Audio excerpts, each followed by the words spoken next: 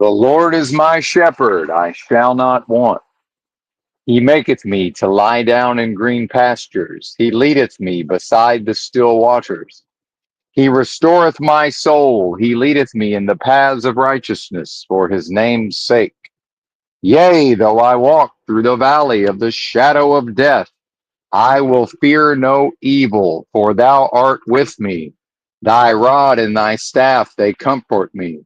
Thou preparest a table before me in the presence of mine enemies. Thou anointest my head with oil, my cup runneth over. Surely goodness and mercy shall follow me all the days of my life, and I will dwell in the house of the Lord forever. What's happening? Benton here, rolling out of the truck stop, North Little Rock, Arkansas, I-40. I believe technically this is Jacksonville, but none of the actual town is here. Probably just like a technical city limits. Bear with me while this is a confusing way to get on the interstate here. So I think this fella might need to do a little backing up, maybe.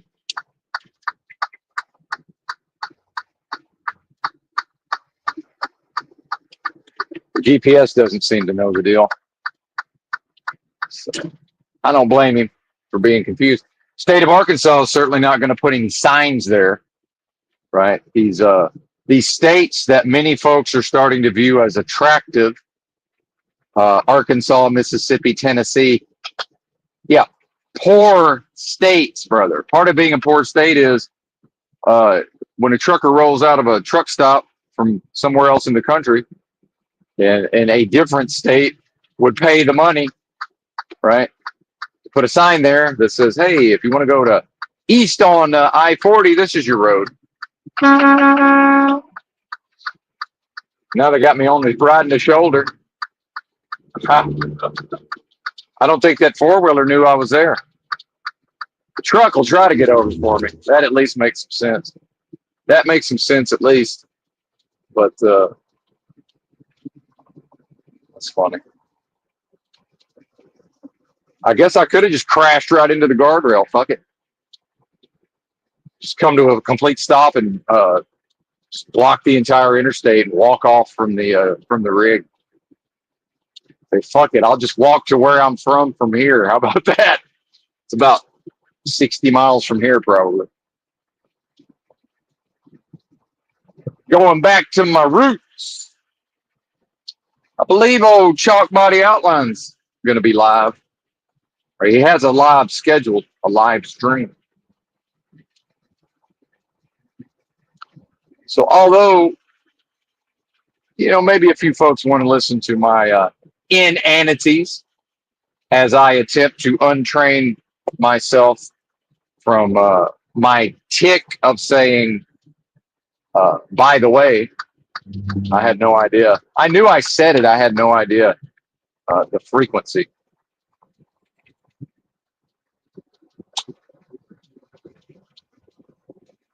Yeah, there's a kid, I guess in his 20s, his video showed up in my feed, something about working at 7-Eleven, I believe in the general vicinity of Palm Springs, California. I'm somewhat familiar with Palm Springs. And it caught my eye. I don't remember if I subscribed or not. Probably I did. And, tales of wage slaving, serving corporations, serving commerce, serving death, by the way. To serve commerce, as I'm doing right now, is to serve death. However, apparently he's leaving California, which is for him probably a great idea. However, is this a reverse Dust Bowl? As far as I understand, this kid grew up in California. So culturally, in my opinion, this could be a bridge too far. However, if he's closer to, 23, 24, 25, I'm sure he could figure it out, meet some friends in the South. But if he's looking at Arkansas, the states I saw mentioned in the comments, So I'm assuming these are the states he was considering moving to: Arkansas, Mississippi, Tennessee. So the next thing you know, Benton's in the comments talking all about, well, I hope y'all realize that these three states, especially Arkansas and Mississippi, rank very high in rate of incarceration. So a Cali boy ain't used to that, right? Oh, you mean there's states that can just put whoever they want in prison and don't have to worry about it? Like, yeah, absolutely. That's part of Arkansas not paying for the sign so that a confused trucker who ain't familiar with the area doesn't know where to get on the interstate. Oh, we're going to spend that money locking somebody up. Tennessee, in spite of having Nashville, ranks very low in median household income. It's a very poor state.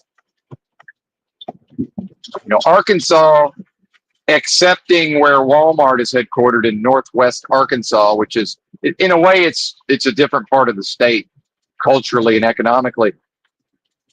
Except for that part, which is not cheap, by the way.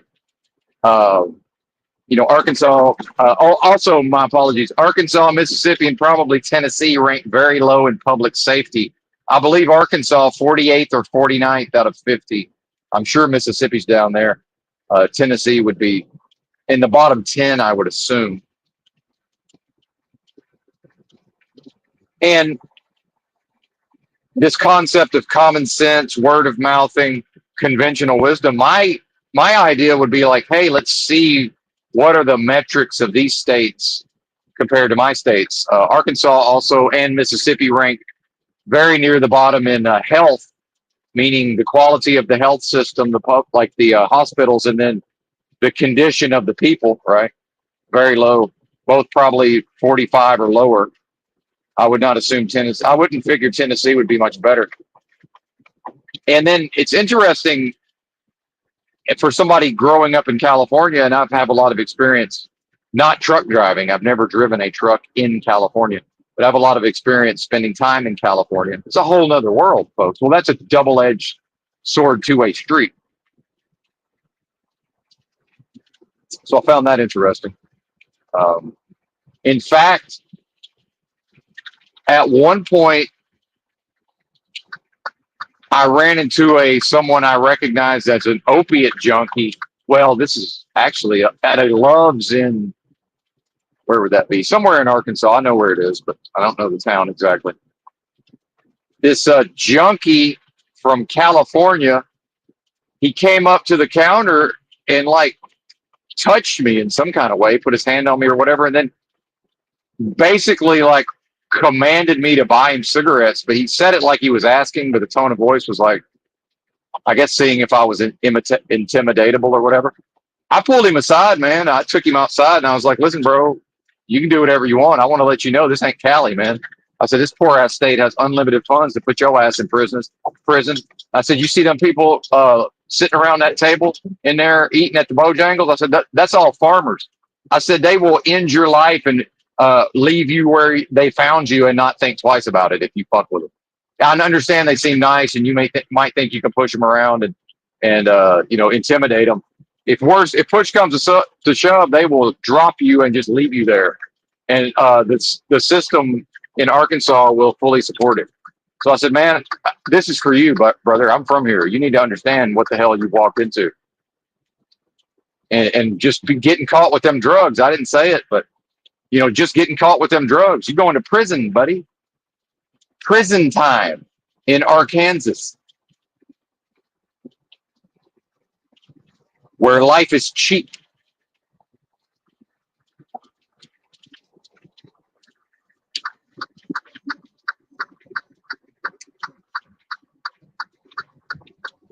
Well, it's another slow driving contest. For some reason, I thought I could pass this four-wheeler, but I can't. I don't know what gave me that idea. That was how silly of me. He's already slowing back down as I tuck in behind. He's already slowing down. Well, that's okay. I got plenty of time. It's all right. What's up? Oh, it's hilarious. Hilarious.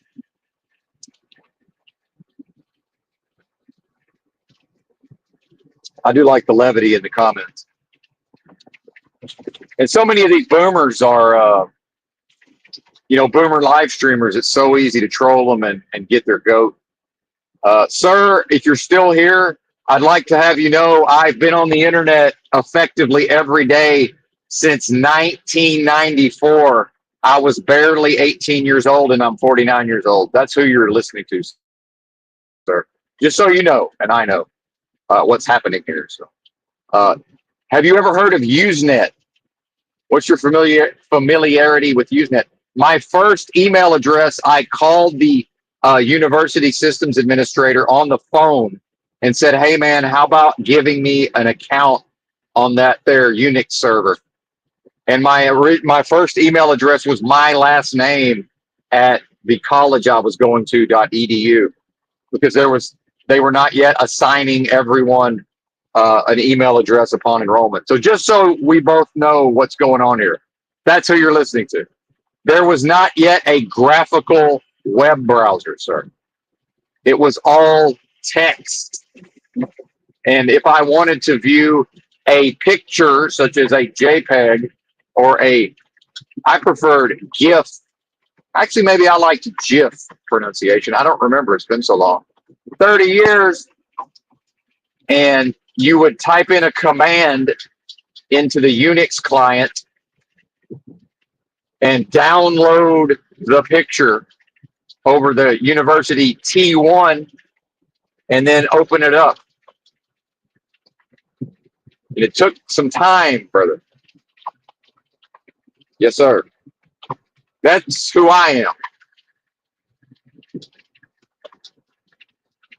I believe I have Usenet posts probably dating to 1995. So, welcome to my internet. You're welcome. I was on the internet before anybody's emotions were.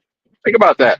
Emotions were not on the internet because technical nerd knowledge was required to access the internet back then. So nobody's feelings had made it on there yet. So it's glorious. Absolutely glorious. Now, I don't pine for a return to that. However, it was glorious. And effectively every single day since then, I've been on the internet. So I understand that I sound like a boomer and worse, a southerner, but I'm probably the only 49-year-old live streamer on YouTube that can say, well, I've been on the internet every single day, basically my entire adult life. I was 17 when I moved into the dorm.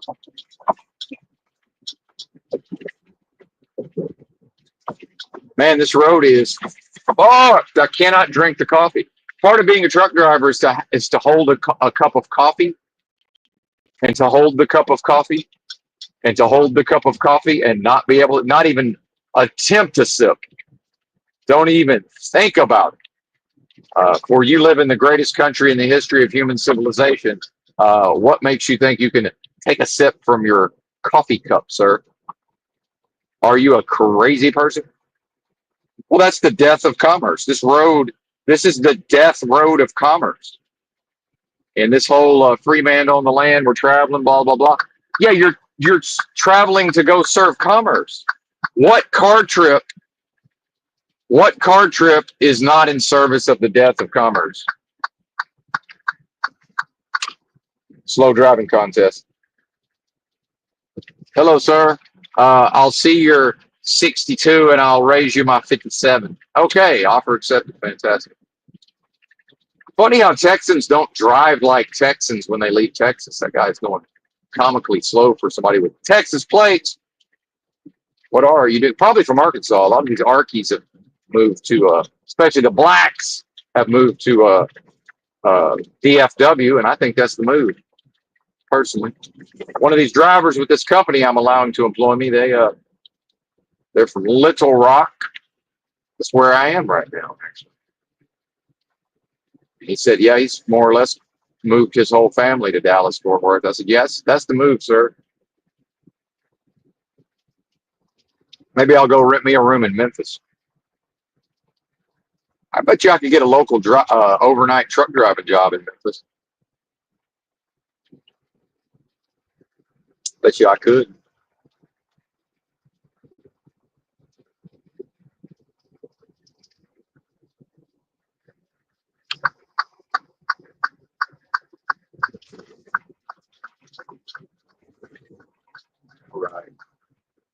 Yeah, I'm reading the chat far less these days.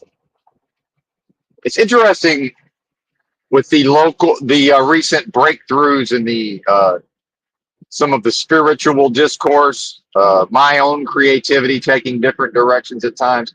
It's interesting seeing how certain chatters uh, respond to that. So maybe later I will peruse the comments. Man, it's almost like I'm riding a rodeo bull. I'm in my right hand is whatever that rope is, and then they have the other hand up in the air. The other hand is my coffee. I'm holding it up to balance it so that it's still so full. I don't want any to spill out the top. Of course, some already has. That's your country, folks. So yeah, this idea of we're not driving, we're traveling. Can we face the reality? There's no version of driving a car or traveling that does not involve. It's all in service of commerce.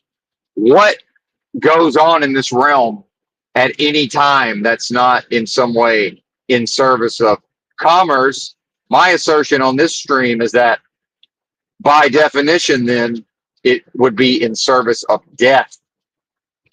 And for that is what this place, Earth, the realm, whatever we're calling it, planet, what is the relevance of the shape of a delusion, folks? So, in a thought experiment, I might consider a content creator known as Zetetic Warrior, a noted flat earther, and hey, more power to you, Bubba. But I could imagine going onto his channel and conversing, and we've had a decent rapport over time, bit of an ebb and a flow there, and he's tried to pin me down on the flat Earth, and part of why I've never been able to be pinned down is I was unaware that, in fact, in the near future, from the perspective of a couple of years ago, that I would come to the realization that the realm itself is a delusion, exists as delusion. So, what is the relevance of the shape of the realm within a delusion? So I can imagine just hitting him with that and then watching him treat me like I'm crazy, potentially, for asserting that the entire realm exists only in delusion, sir. This is all delusion. So, and I mean dictionary definition of delusion. So is that my new tick? Is that going to replace by the way? Yeah, I mean, word is Bon Jovi. I need new ticks, a carousel of ticks. Yeah, dive bomb the rear of the trailer. It's not like you could possibly get up there to that exit without exceeding the speed limit. Little four wheeler.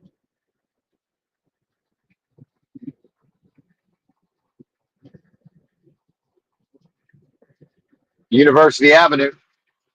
When I broke my heel, I tried to stay in a motel by the week. I had plenty of money. 3 months in bed in a motel, and the neighbors next door would play their phone at the highest volume possible, and all they watched was this just ghetto people yelling at each other and having conflict. And the management tried to get them to quiet down. I left and I said, "Look, man, I'd love to keep staying here and giving you my money for the next however many months, but I'm out. Can't handle it." So that was on University Avenue in Little Rock.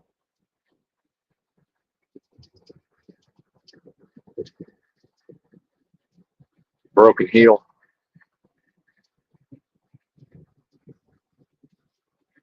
And does it change anything for the listener if they say, well, you know what, we're going to double down on our preconceived notions and our brainwashing and what the realm has taught us and all of this, and that's fine, but is there, like, what's the downside? And I don't gain anything from convincing the listener. This is, again, more so of a way of thinking and strategically approaching thinking itself, and reasoning and logic.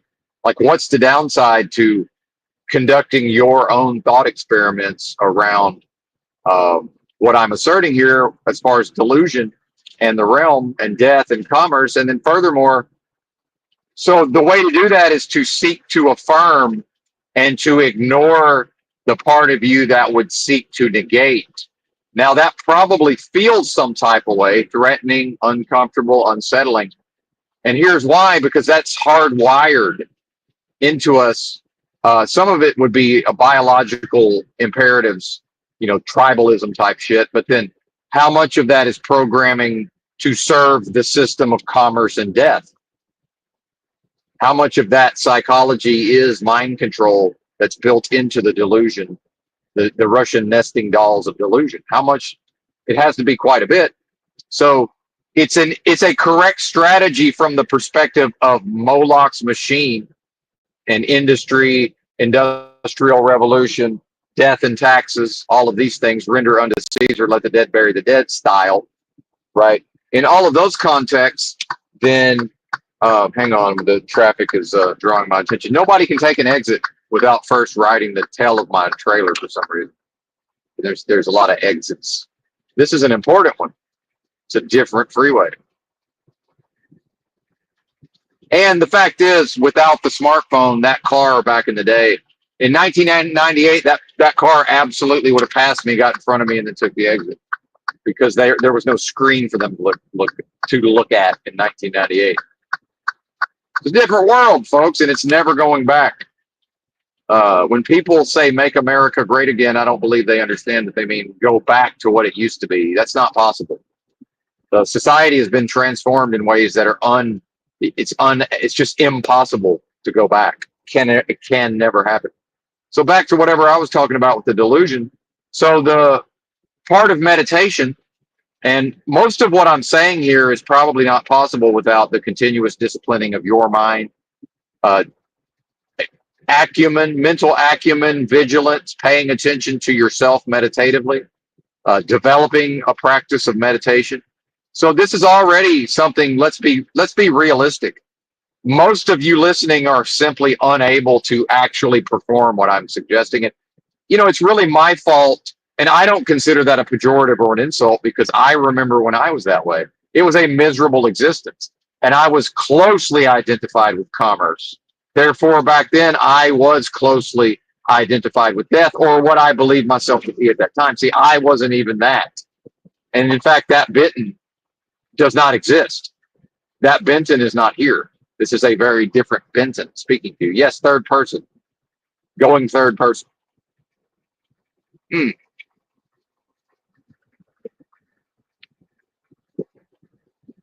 that's a practice. Imagine trying to have a friendship or acquaintanceship or internet friendship with somebody, finding some of their behavior and finding some of their behaviors contemptible, right? Such as, imagine someone gets to know me on some level and quickly realizes, oh, this guy goes third person some of the time. Yeah, I've been doing that my whole life.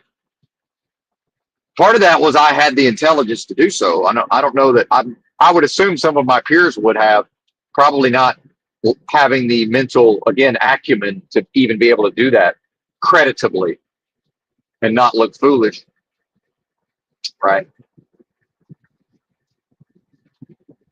And what happens when we're still both in the spirit of having some proper acquaintanceship or friendship? What happens is they suppress or repress their contempt, right? They could just make fun of it if they wanted to, say, wow, really? Third person, huh? Make it into a joke. And this is not a suggestion. I'm saying there's options.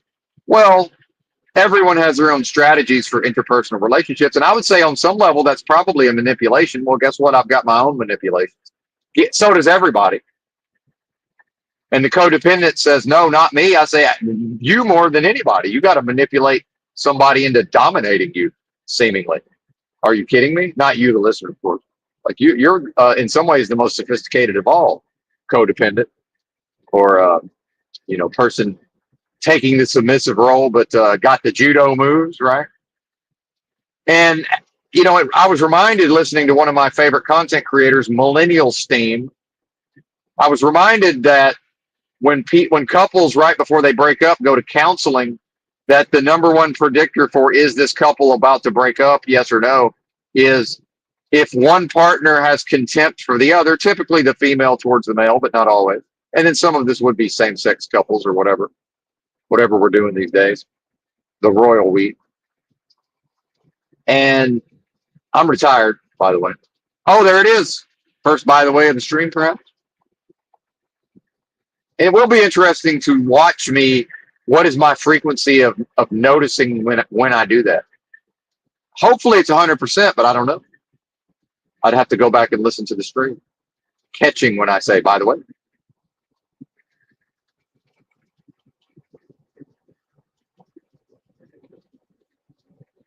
Driving a big rig, in case anyone's unaware. I almost said it. Yeah, this has gotten bad.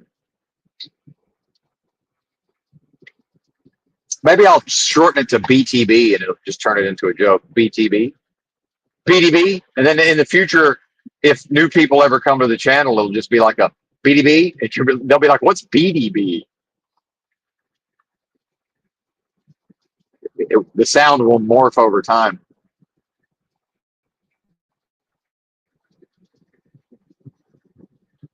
And I've detected contempt for, some of my behaviors towards specific people.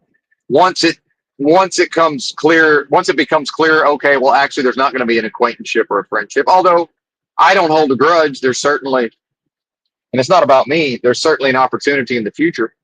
But then grown-ass men, are they really going to talk their way through such foolishness? Easier to make new friends. Like, for real, I get that. Yeah, it's easier to just go meet new friends. Or, for me, it is, on some level. And I suspect for other folks, it's less difficult, I should say. Because I'm certainly not great at it. I'm able to make friends. 303 diesel right there. There's that 303.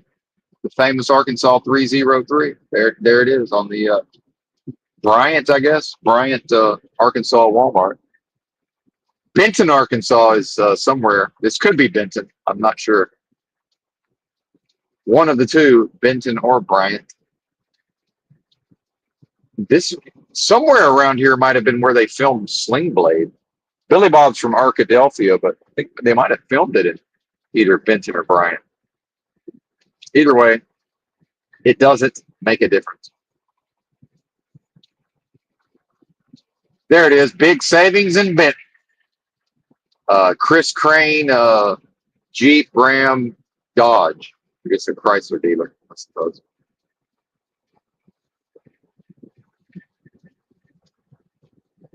And growing up in Arkansas, there's a car dealer somewhere, and it's Daryl Teeter. And these commercials have been on the radio since I was a child. And his jingle is, Teeter the cheater cheats for less. Which is hilarious because it's like an intelligent acknowledgement that, especially back in the day, it was just more or less assumed that many folks viewed especially a used car dealer as a crook. So his jingle to this day, I still hear it on the radio at times when I'm back in Arkansas. Teeter the cheater cheats for less. And he's probably the fucking most honest one, or the least dishonest. I mean, honestly, probably is. Hilarious. Love it.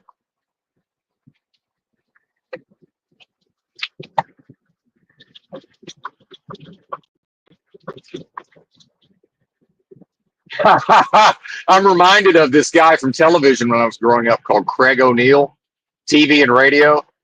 And he used to be on this KKYK, was one of the big FM stations when I was a child. Probably still is. But I'm sure it's something completely different. Oh, and corporatized, right? Big corporation nowadays. But Craig O'Neill, he was interviewing somebody on local TV. And I guess whoever this fellow was that was being interviewed by Craig O'Neill was, I guess his kid had got mauled by the family dog or whatever. Got his face chewed up. And I don't know what this guy did, but very just like bluntly and matter-of-factly and not in anger, Craig O'Neill just like flippantly referred to this dog chewing his kid's face off. And it ended up making it to, YouTube. And I was like, oh, that's Craig O'Neill, KKYK. And, I guess KTHV or whatever, Channel 11. And I'm thought to myself, brother, your Arkansas is showing. Like, let's not just show that to everybody. It's like, yeah, man, life's cheap, brother. This is Arkansas, and life's cheap on some level. Yeah, we'll express dismay and sadness that your child's face was chewed off, but on some level, it's just like, yeah, man, that's just kind of what happened. Yeah, we're having a slow driving contest. Anybody thinks they're going to attach to the rear of this trailer, they're going to have to prove how much they like the ass into that trailer. Because you think you're going to get back there, we're going slower. Oh, look, a big rig going about 63. I can go 63 and look at my smartphone. Oh, well, really? 60? How about 60? 60, sir. No, I'm good.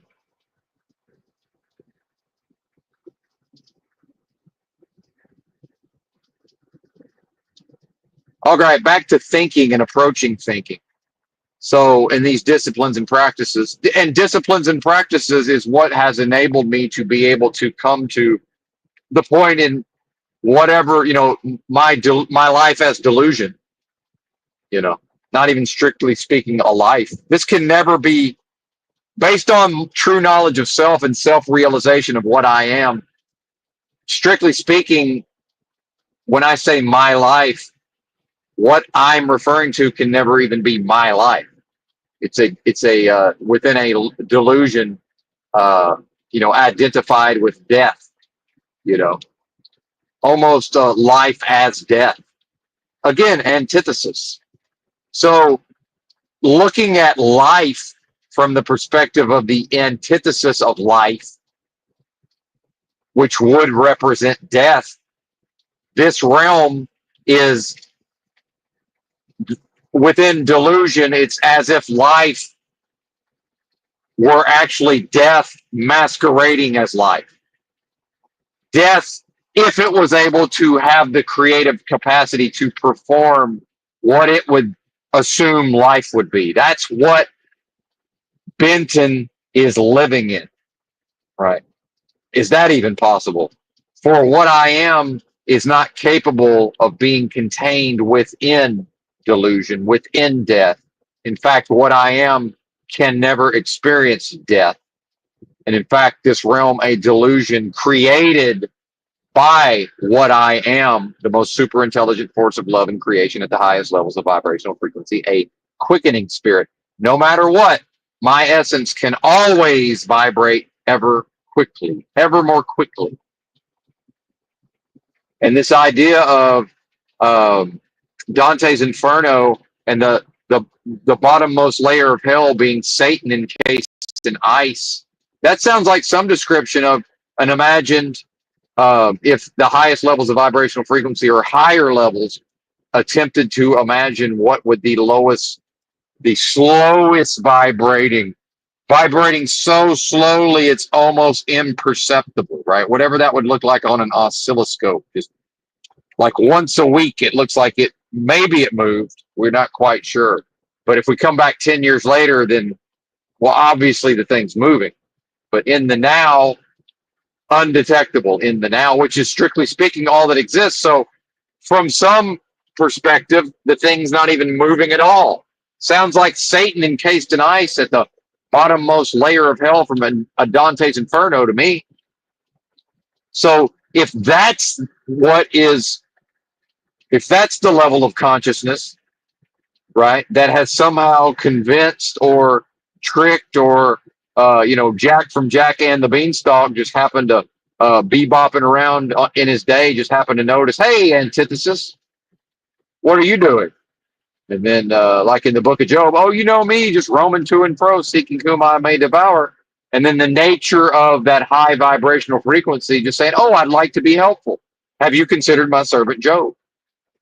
That makes perfect sense to me, because that force, and I like to think of it as Jack from Jack and the Beanstalk in this context, it's unable to conceptualize the possibility of calamity. It cannot even have a concept of that.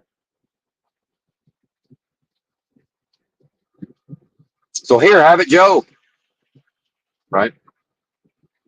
And then, so that is the process, or perhaps that's the mechanism whereby antithesis knows how to play upon creation to get creation to subvert the creative force into creating the delusion, because the antithesis can't create anything. Antithesis is death, is destruction, cannot create anything. However, via influencing creation and higher levels of vibration, right? But then wouldn't antithesis ask the question of, well, how highly vibrating can it be if I'm able to convince it to lower itself enough to do my bidding, right? And not me, Benton, but in some ways, me, Benton, that is closer to do it over time. Here's what antithesis would say. Well, if we look at the history of this being known as Benton, he certainly served death and destruction and antithesis way more than he's served his own nature. In fact, look at him operating a commercial motor vehicle in service of commerce, and he himself is saying how that's to serve death. What even is this? Like Al Pacino from Devil's Advocate movie. Now he's sort of just like kind of stumped. He's like, wow, even I'm taken aback by this.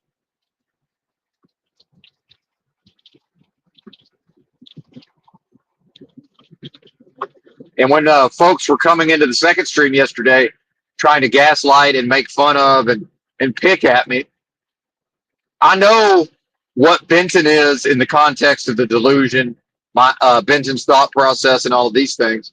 And this is high level content compared to what most of these bozos are able to put out. So there's nothing for me to be self-conscious about at my ability to speak freely extemporaneously off the dome. Hey, let's have everybody speaks at length extemporaneously off the dome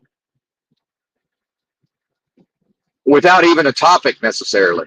Let's see, and let's have a group of judges, and let's rank everybody on a leaderboard. I don't need to be number one, number two, or number three. I just need to beat most of y'all. It's like the bear. I don't have to outrun the bear. I'm pretty sure I'm going to outrun almost everybody that would come in here and try to critique or criticize me. So in that context, well, I'm outrunning you, and the bear is about to eat you, or them, rather, more correctly. So I don't know what to say at this point. So go ahead and pick at me. A bear is about to devour them. So does it really matter that they are scratching and clawing at me when a bear is about to scratch and claw at them? I don't know. I'm confused. Let's see. Show and prove. What are you made of? Right now, and again, not you, the listener. Bankruptcy beats, lying legal. Rah. Give us all your remaining cash so we can manage your bankruptcy process.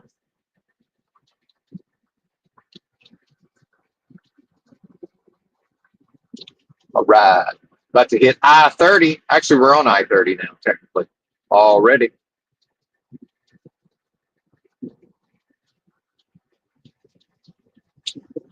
Anyway, back to how to approach some of these problems, if one is willing to view them as problems. So when a lot of people hear what I'm saying based on their own conditioning and how the psychology operates, to serve Moloch's machine is to default to seeking to negate the validity of the idea initially. And part of that is the human perfectly adapts to environment, and it does a lot of that via efficiency. So it's actually, in a way, more efficient to not put the energy into careful consideration over time of the ideas. So what I am is so limitless and inexhaustible, the continuous overflowing and renewing of my spirit, my cup runneth over. My whole life, what I am has always seen the value in putting energies towards thinking and taking in data and careful consideration over time. In my path is progress style.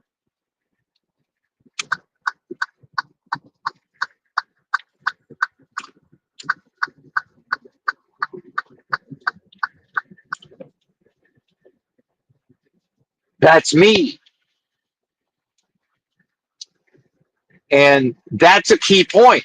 So is the being observant enough over time to even be able to notice such a subtle nuance, such as, hey, I'm Benton, where does Benton direct his energies? Because at one point, I became very aware that Benton was using less of Benton's mental energies day in and day out in his own thought processes and deep thought figuring shit out over time, because a lot of that had been diverted into basically managing some version of a stripper who never worked as a stripper. But in some ways, if we remove some of the degrading elements of what it would be to perform as a stripper, this is a stripper, right? That's fine. And I'm talking about ex-wife number two. Not a big deal. Not in a non-judgmental fashion. It would be most helpful to think of her as some version of Alabama Worley from True Romance, like some version, actually, but a less intellectual Alabama Worley. Because in fact, Alabama certainly had was written by someone with a high intellect. And this is not to offend anybody. This is fellas. Can you spot an ESFJ? Are we and do you MBTI, Myers Briggs personality type theory system or whatever? It's a theory, right? So a less inhibited ESFJ female, that's more or less a stripper, whether she takes her clothes off for money or not. And nothing wrong with that. And, probably wouldn't have dated her if that's what she did for a living. But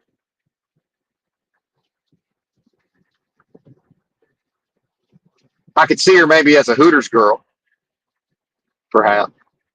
So that's blurring the lines already.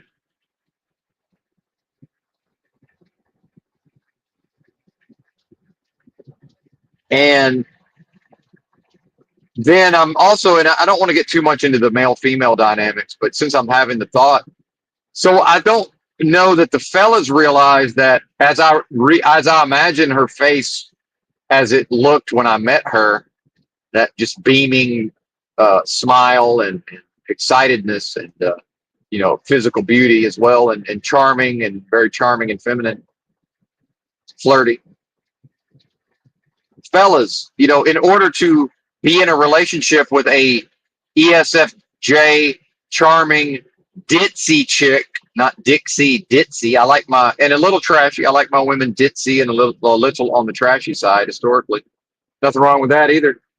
In order to lead and conduct a 10-year relationship, and some would say, how did that work out for you? Well, considering I was the dominant force in the relationship, which was my job, I took it very, very seriously. It worked out fine for me, and I'm pretty sure it worked out fine for you. Is someone suggesting that because it ended? So what I would say, fellas, if most of the fellas, if they got in a relationship with a lady like that, they'd be lucky to make a year or 6 months. It worked out great. It lasted 10 years of sexual motherfucking Olympics, by the way. And I'm not trying to be graphic, but can you imagine a 10-year relationship and the sex is better at the end than it was at the beginning, and both partners are highly attracted for the entire 10 years to each other, and the quality only ever increased over time? Most people will never experience that. I will most likely never experience that.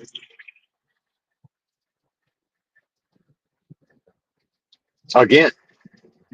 Now, so that was because when I met her, I committed myself to, I must be what she requires of me in this interpersonal relationship for her to have the space and to be in the emotions of being able to let that flower bloom. It's my job to foster the environment, and I took it very seriously.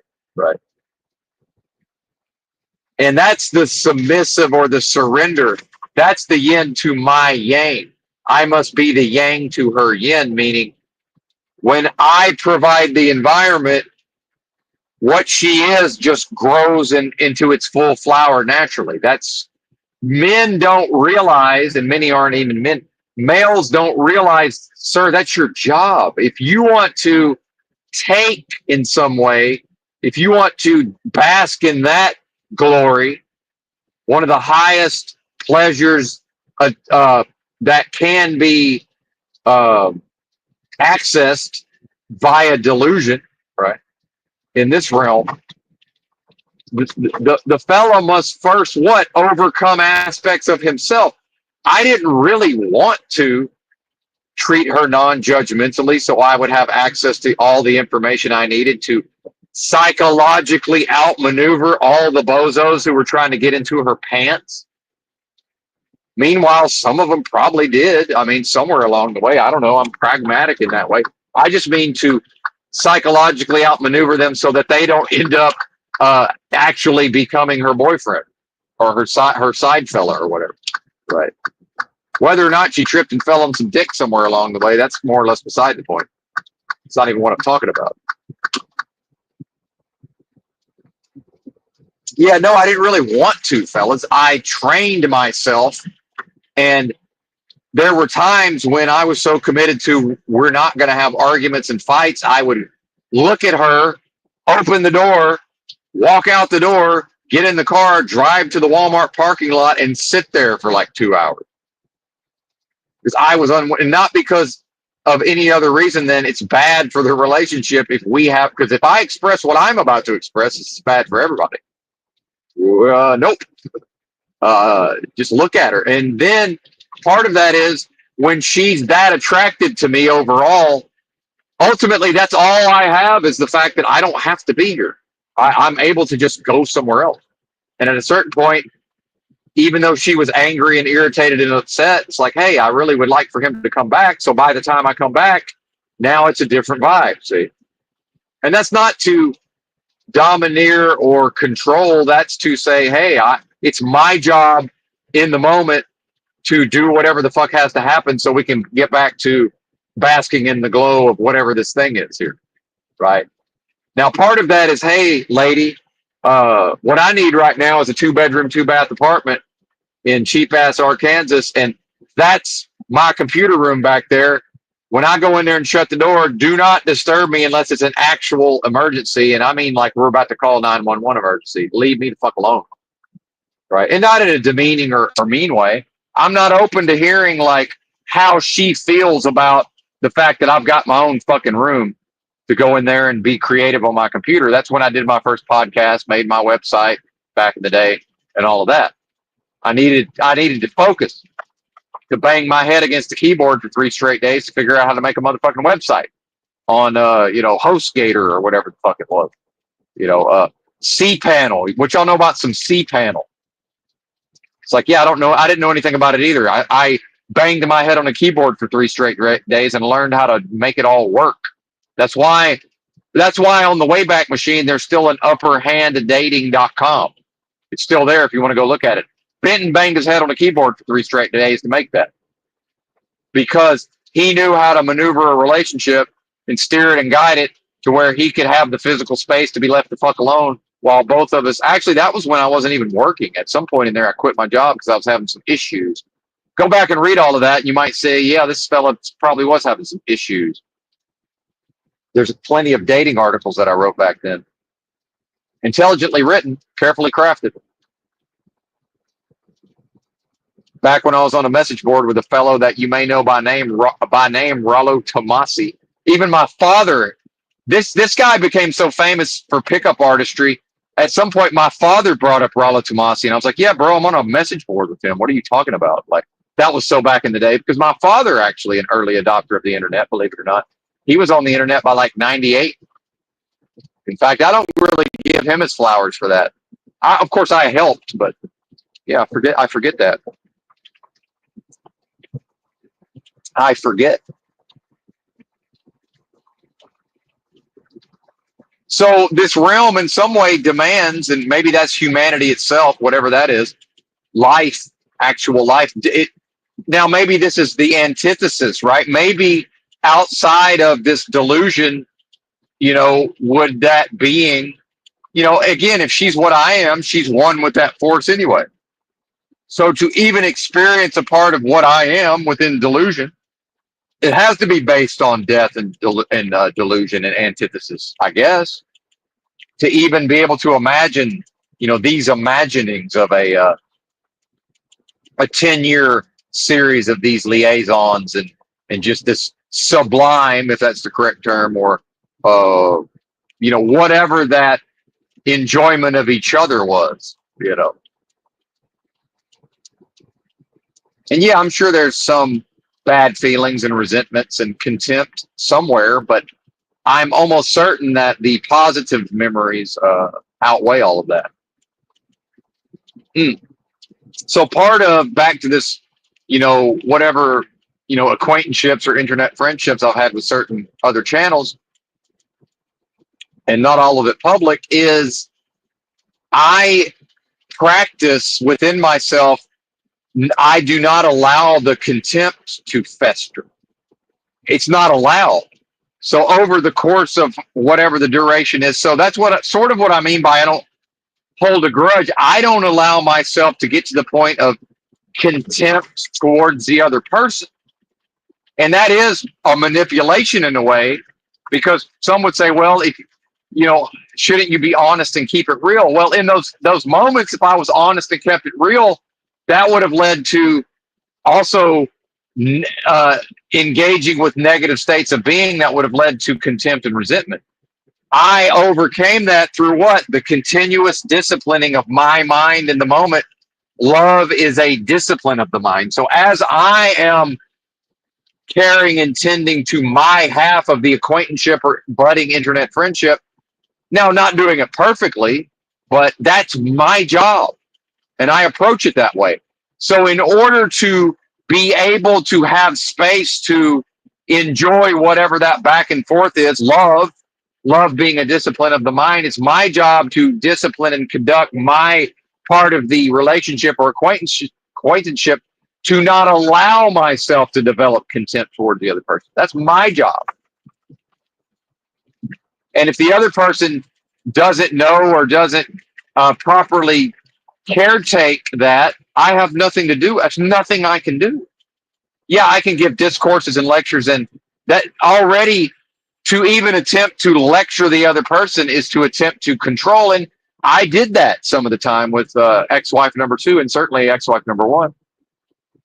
And that was when I fell into that, because I wasn't perfectly able to express what I needed to express to steer and guide the relationship, so that I could then selfishly bask in whatever I was basking in, while simultaneously they were basking in whatever I was, which was their own essence, actually, right? And I don't mean the acquaintanceship, I mean ex-wife number 2. To hold that space for the yin to express. And I'm not referring to a particular content creator. I'm saying overall, this is what I mean by the repressed homosexuality that runs rampant in the so-called truth communities. Some of them's closeted gays, right? Nothing worse than gay dudes. That's a lot of them are interesting and fun to be around. Nothing worse. Few things worse than a closeted homo, right? Few things. So part of that is, are they seeking the masculine presence that they will then be able to feel comfortable to express whatever that is they want to express through the yin? And I'm here to tell you, fellas, a man with a set of nuts and testosterone is absolutely able to go create that space for himself. I know, because I've done it. That's called contemplation. That's called solitude.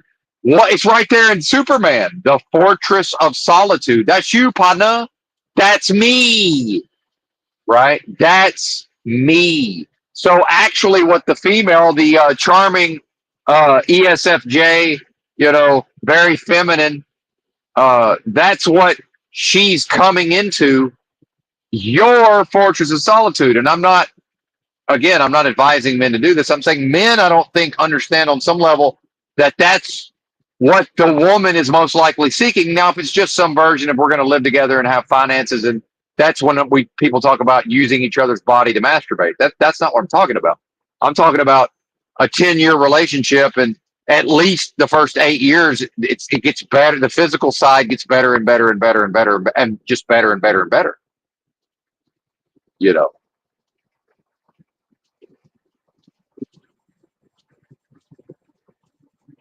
What's the point?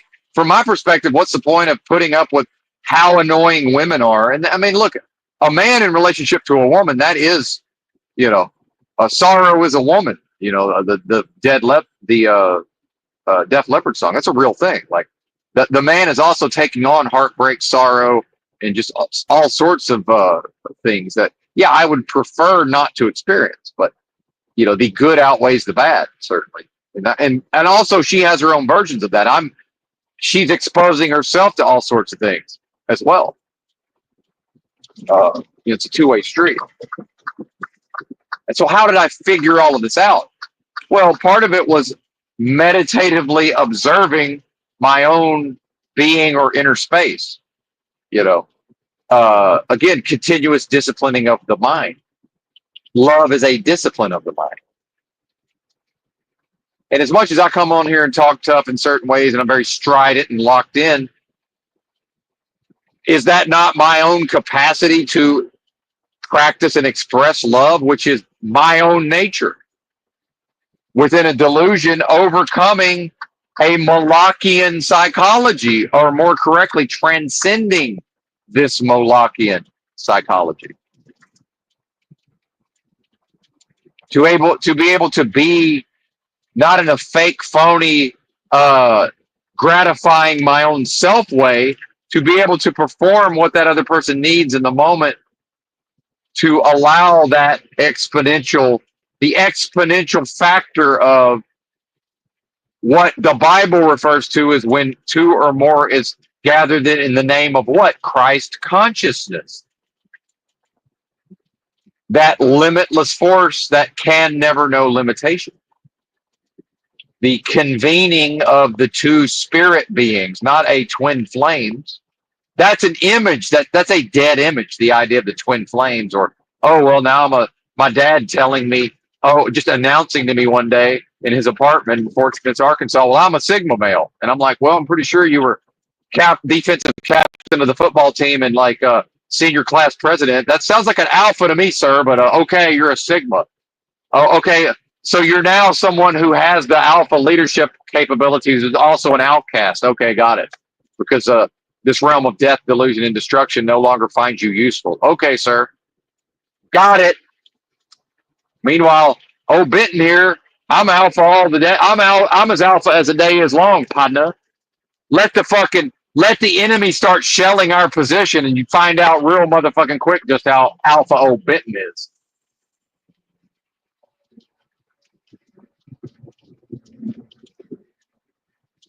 Because certain people who claim Sigma might think that they're around me in the physical and they're the alpha. Oh yeah, you can bark orders at me all you want, little Sigma, until the enemy starts shelling our position, and you'll find out very quickly I've just dispatched you on your solo mission, and now I'm here actually taking care of the position, right? Whether that's to defend the position, retreat, or whatever. I'll be the one making those calls. The first order of business is you got to have your marching orders, little Sigma. Because I know your usefulness in that moment immediately. And it's not right here. It's, hey, buddy, we need you to, it might be, hey, man, I know you're capable of sneaking right over to where I'm pretty sure the enemy position is. How about you head right for the enemy? Right? And in some ways, that's a way better motherfucker. Right? It's like, hey, man, go get him. I got this right here. So you tell me who was the alpha. It doesn't matter. Who cares? But I'm standing there like, wait a minute. Why is the Sigma trying to boss me around? Oh, that's right. Because we're not at war right now. Meaning I'm not in control or charge because we're not being shelled by the enemy. That's the alpha. If you think about alpha, right?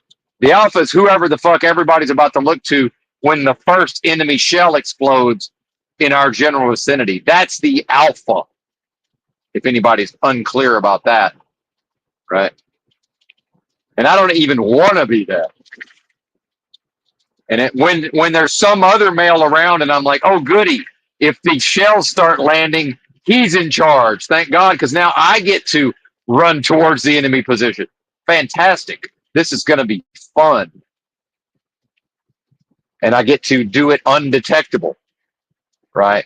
And then here's the enemy. Now, next thing you know, here's Benton just hanging out in the enemy camp, watching them load the fucking mortars shells into the mortar cannons.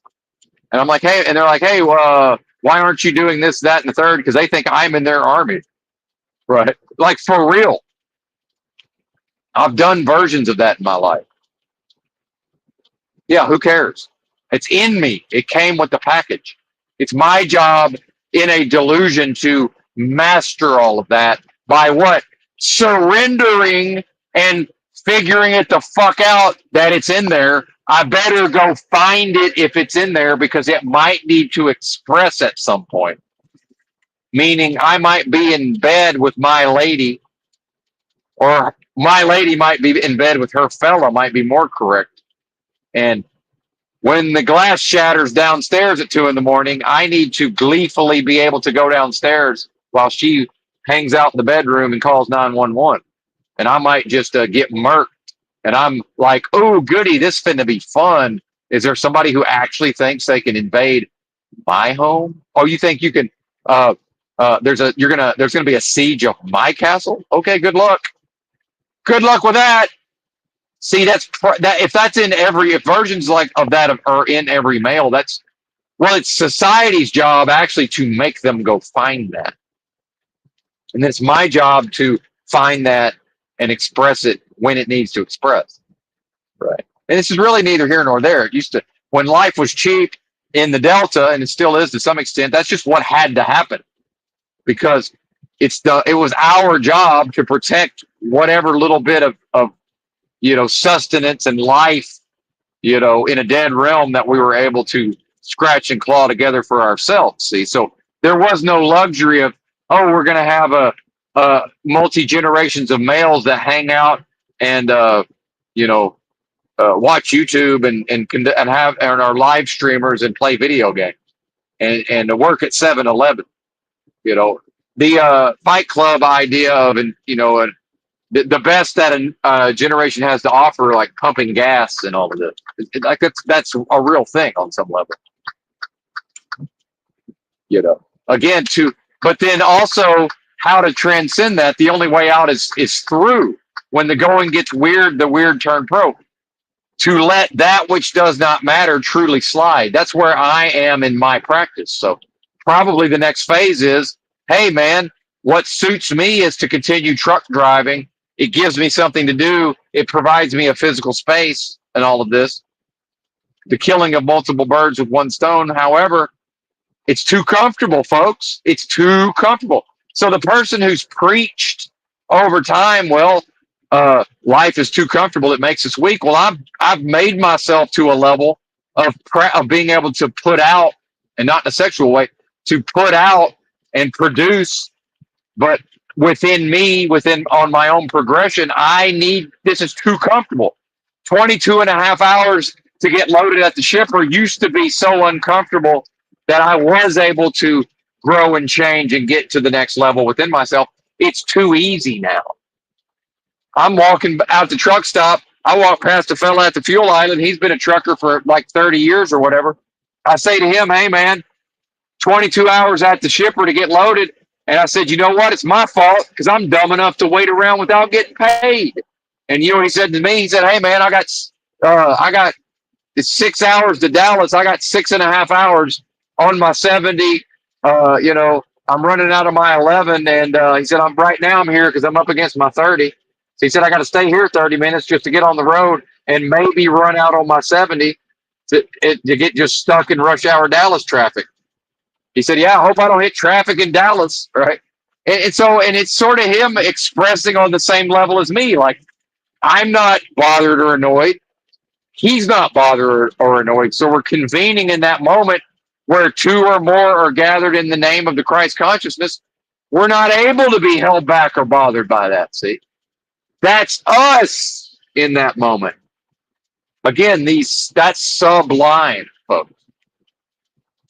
So what do I need to practice and what does he need to practice to access those levels of sublimity? I don't know. Is that a word? Probably not. Doesn't sound like one. Those sublime levels.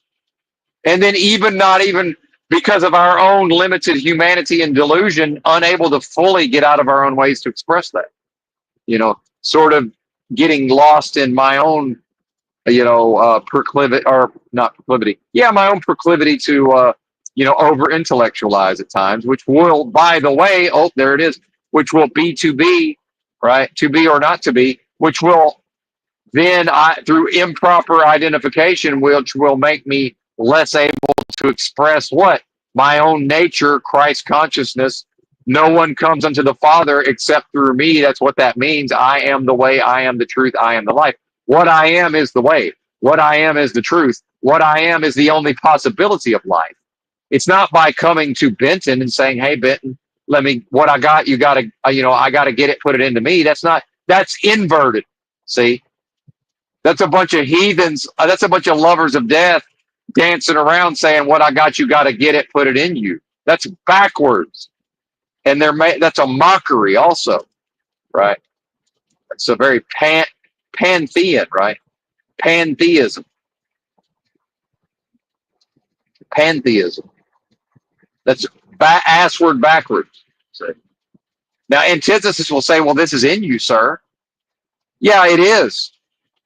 Meaning, my creative force can be diluted and subverted into behaving like what uh, antithesis would have me imagining that to be like, right? Or more correctly, what antithesis, if it could imagine, would imagine all of that to be. Antithesis, if it could imagine, would not imagine expressions of Christ consciousness and love and the I am in the way that I'm able to if I get out of my own way. Antithesis would imagine it in a very pantheism way, like, I mean, the actual pagan deity Pan, right? And until I or Benton or you, the listener, or the being or other beings in thought experiments, until they grasp that for themselves, I can't help them. There's nothing I can do. Now, could I deliver a discourse at a higher level on those topics, as I'm probably doing right now, where now they are intelligent and perhaps developed enough to figure out what the fuck I'm even saying in their own way? That's them, right? And if they figure all that out, I didn't have anything to do with it. Was that a seed? What planted that seed? Their own essence or nature, but they have to prove that that's their essence or nature before the court that antithesis is attempting to make its case, see, via legalese. None of that has anything to do with what I am in the context of a delusion, see. It's business, never personal. How about you? So the fact that what I must do to continue on my course is most likely to abandon this job at this time, even though, yes, it's way more convenient to continue. And I can certainly justify it and backwards rationalize it. But I don't even know what I'm going to do. It's probably a test on some level when the rubber meets the road. Irony, by the way. Oh, there's the B2B. Irony, because I'm driving a big rig engaged in commerce, serving this realm of death, delusion, destruction, and death. I think I said death twice. Double D's, baby.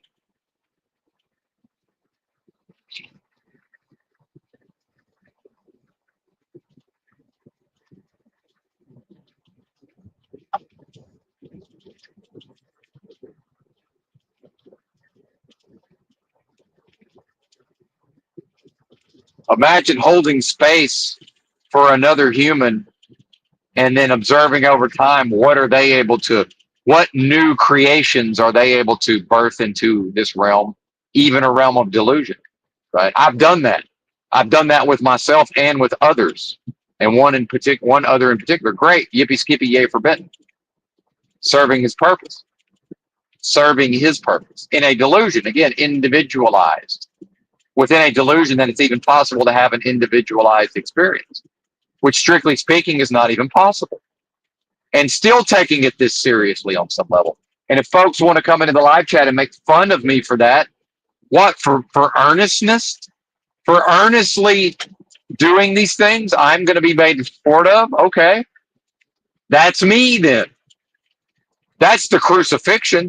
I'm surrendering to, hey, okay, do your worst, because what I'm doing is worth doing of its own merits in service of what I am, which is which is the value here. So if that's for me to make the sign of the cross with my arms and then just say, bring the slings and arrows, doesn't that sound like the story of Jesus of Nazareth from the Bible? Is that not the same thing? And that's not me martyring myself. That's me saying to live the Christ-like life. How else would that be possible, Christians, if any are listening? No, and I won't. I don't want to be known as a Christian. I don't want to be confused for their. I don't want my performance to be confused for their performance.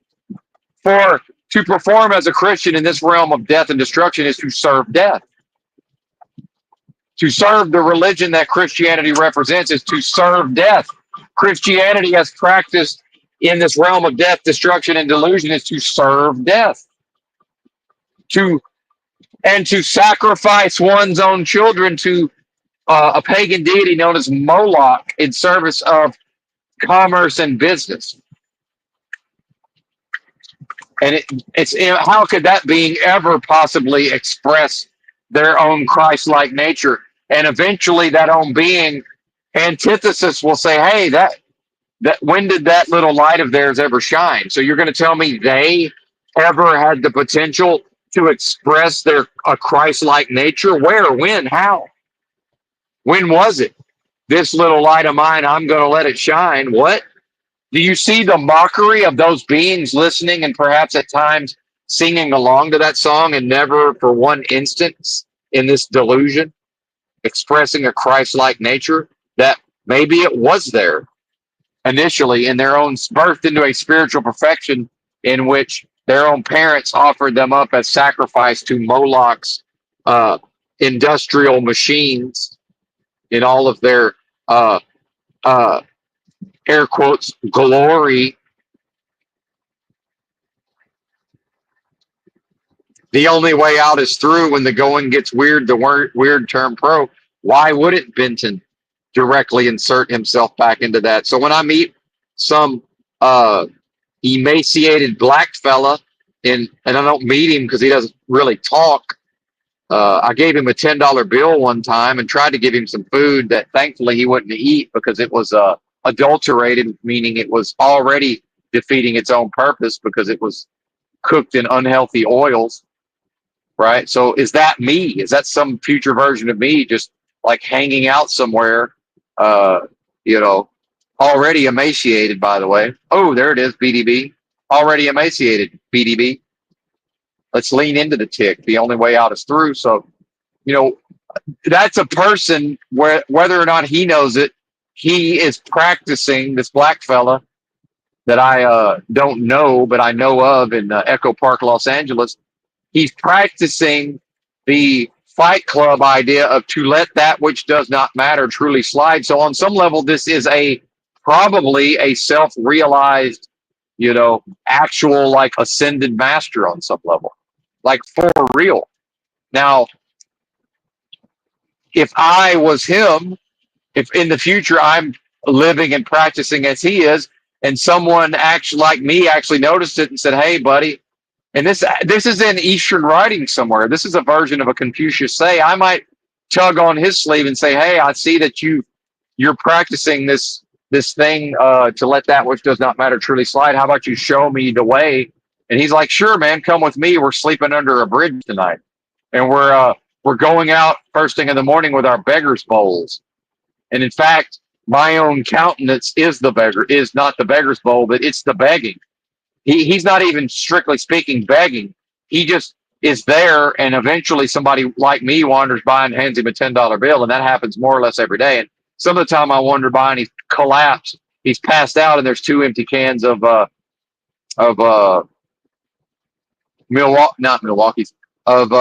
Steel Reserve purple drink, right? And depending on how he's positioned, I may or not be able to get hold of the 2 empty cans to redeem them for the 30 cents or whatever they're worth, right? So I'm clearly already practicing what is going to lead me to, in the future, being able to think to myself, that was me, right? When I was in observance. And there's another particular fellow I think of who I would be going to Rodeo Express getting my rice and beans, and I'm talking, I'm verbal, I'm doing my shucking and jiving and dancing on some level. And then a lot of days he would show up right about the time the place was opening, and he's standing there sipping out of his can of Steel Reserve, his 16 ounce with a straw, and like watching the TV. But I don't know. Why didn't I just buy him a meal? I don't know. Probably should have, looking back, or certainly could have, looking back on it. But I was too closely identified with what? Commerce, death, destruction. And I was on my own hamster wheel of YouTube donos and whatever the county of Los Angeles would give me through social services at the time, which I didn't mention on the stream. So what? And then also the $10 to $15 I was picking up in cans and bottles every day. So looking back on it, why wasn't I buying him a meal, right? And on some level, that was him, like, hey, not him, the person, but that's the realm saying, hey, buddy, show us what you are, because what you claim to be would absolutely buy this guy a meal every single fucking time, even if you don't eat today, Bubba. At some point, what I am should have just handed him the rice and beans. On some level, here you go, Bubba. And if he shakes his head and refuses it, then I'll go eat it. Looking back on it, I wasn't even fully expressing what I know myself to be, because I wasn't yet knowing what I am. See, what I am will just walk away from all of it, because Fight Club, to let that which does not matter truly slide, I ain't there. I'm on the way, perhaps, but the antithesis and within delusion says, yeah, but you got to prove it, buddy. We don't believe you until you show it and prove it. Have you considered my servant Job style? And I am that one. So let's go show and prove. For what I am will never fail to show and prove in a delusion, where my parents offer me up to the service of Moloch's machine and death, destruction, commerce. Everything's a business. Make America a business again. Well, it already is. You're not recognizing. People are not recognizing that. Oh, this is what happens when we offer up our own highest value, our own purest form of love in our own infant and our own infants and newborns as a society. We offer that up to Moloch's machine of industry, business. Make something of yourself in this delusion. Make something of yourself as an image that can be offered up, where you've created. So what is that? By the time the person's had a train run on them by Moloch's machine and they're 49 years old, it's to create an image, a graven image in relation to this realm of death and destruction that is honorable based on what the realm says is honorable, which is to serve commerce and serve death by worshiping Moloch. Forgive me for realizing the weirdness of myself by now saying, well, that's crazy. Why would I do that? When the going gets weird, the weird turn pro. Right? Excuse me while I kiss the sky.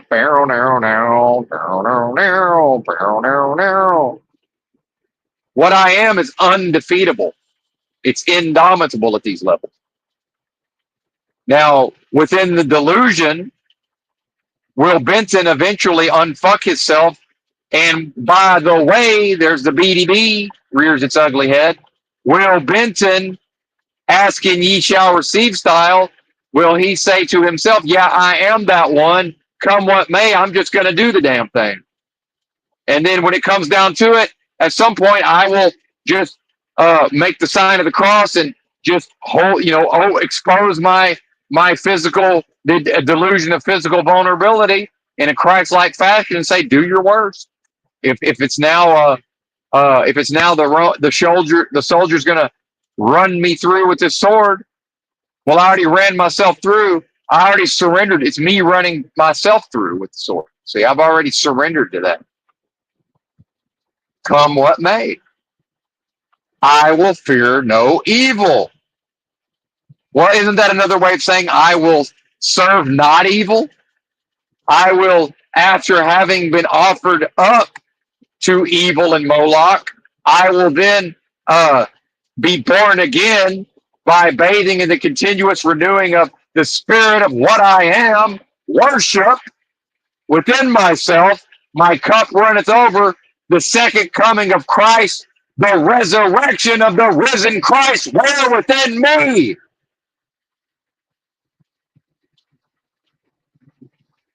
That's what the religion is supposed to be and can't be, because the individuals within the religion must create a graven image and must define themselves in relation to a realm of death and destruction and make something of themselves, meaning to create a graven image that's upholdable before Moloch. And that Moloch would say, yes, this is good. Well done. What I am is unable to do that. So having realized that, does Benton in a delusion have the unmitigated gall to grab his nuts, stick his chest out and say, I am that one? Yes, yes. That's the spirit of Christ. And nobody prayed bad enough to offer themselves up to that will ever come unto the Father, or what the bozos thinks that means. If you can't stand toe to toe with what it is, you ain't man enough to play in that arena. So,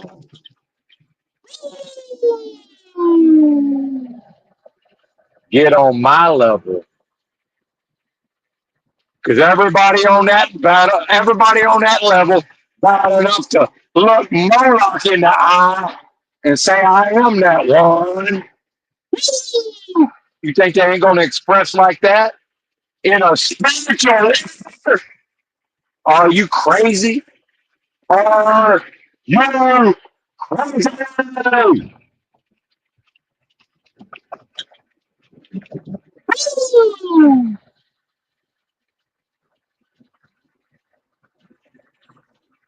I am what I am, and I do what I do. Puff Madlaw catch wreck with my crew. I am what I am, and I do what I do. And if you ain't what I am and you can't do what I do, you're not my crew. And in some way, have you considered my servant Job, antithesis? Because if they can't do what I can do, fuck them! Fuck them! I never knew them. Motivation is crap, Mr. Goggins. And if they don't inspire them, they don't have what it takes. They don't have what it takes. And until they show and prove, they can't be on my team anyway. And what I am won't make a team. So there we go. Namaste, motherfuckers. Maybe one day some of y'all will be bad enough that if we were to convene in the physical, right, 2 or more spirits gathered in my name, the name of the Christ consciousness, that I might be able to say, yeah, you bad, because you are what I am. Namaste, motherfucker. That's the word. Not what the Moloch's machine puts them into, a war machine. Like this fella, the safety fella at the company doesn't understand that, oh, he went off to war. He's a warrior. Doesn't know who the warrior is. Can't recognize a true warrior when it walks through the motherfucking door. Can't recognize a warrior when it walks through his door and shakes his hand and works with him at a company. Don't even know it when he sees it. That's his problem. Have you considered my servant safety guy? from the company, from the truck driving company. Have you considered my servant safety guy? Have at him. I'm beginning to suspect he probably can't make the grade. So do your worst, Moloch. Running through the diabetes and the bad food, all the trials and tribulations of life. We're going to find out what he's made of. Oh, you mean he traveled to the other side of the map and murdered the people that lived there? Well, he's probably beyond redemption, but I guess we'll hold out hope. Boy, howdy. And they look at me and say, that boy ain't right. Well, if you thought I was right, that's how I know I'm on the right track. So come into my live chat and pick at me and try to gaslight me. That's you, because that ain't me. Never was, not one day in this life, because I've been performing since day one, showing and proving what I am, because somehow I've already known there might be a court case and some version of Al Pacino antithesis. Satan itself might appeal to legalese and make the case.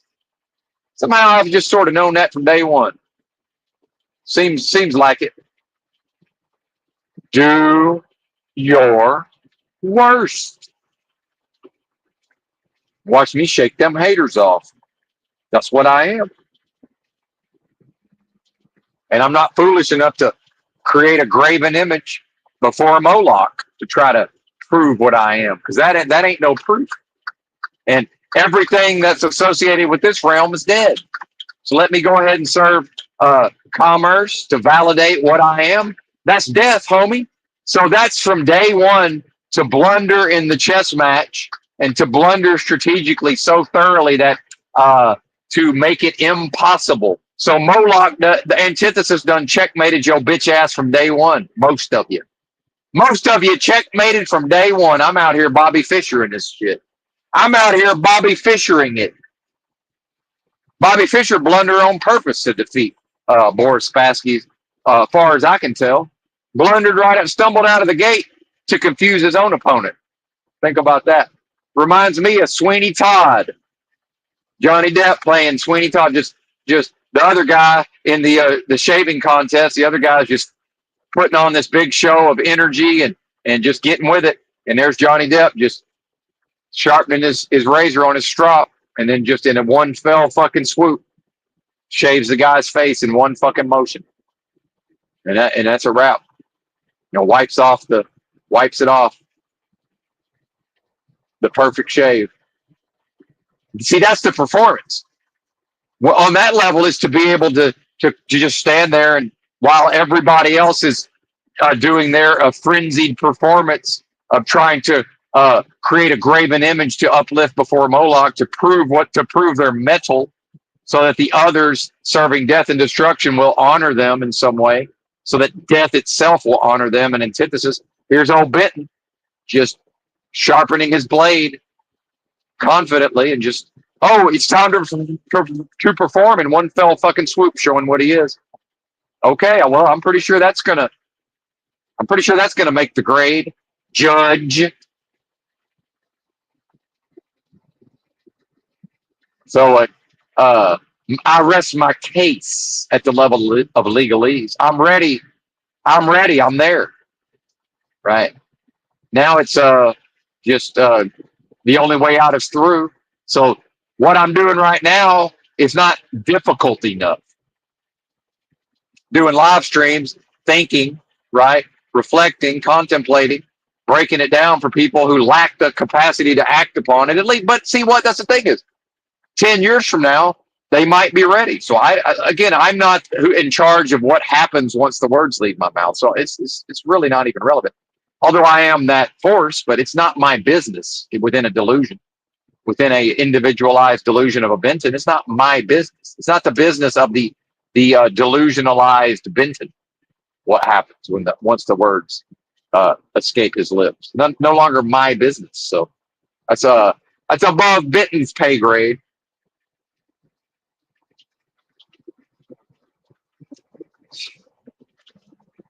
If y'all hadn't figured out, oh, Benton's the baddest motherfucker in these streets, I don't know what to tell you. But old Benton knows he got to show it, and also knows many folks ain't got the eyes to see it, and that ain't my problem.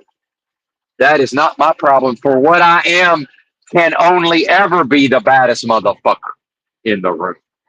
What I am can only ever be the baddest motherfucker in the room. Now you can tie it by being the same thing I am, and now it's a contest of in each new moment, who can be directly connected and identified with that I am at the level of true knowledge of self and self-realization in the delusion of each new moment, who can most perfectly hit that target in the now. Oh, look, everybody on that level is at a 99.99999%. Ding, ding, ding, ding, ding, ding, ding, ding, ding, ding, ding. Oh, one of them just fell off. And that sound of ringing steel, ding, ding, ding, ding, ding, a quickening spirit happening. The ringing the now seems quicker and quicker. Ding, ding, ding, ding, ding, ding, ding. And we all hear it. What we are hears it. And one of them fell off. One of them fell off and temporarily ain't on our level now. Now that being's got something to work on to get back to that level. See, that's the quickening spirit, and that's a revolutionary notion. It's so revolutionary. I'm experiencing it for the first time in the delusionalized experience that is possible to that there can be a Benton having thoughts and expressing ideas, and that's the most badass thing I've ever heard in these streets. That right there is the most badass high level mic drop I've ever heard in these streets.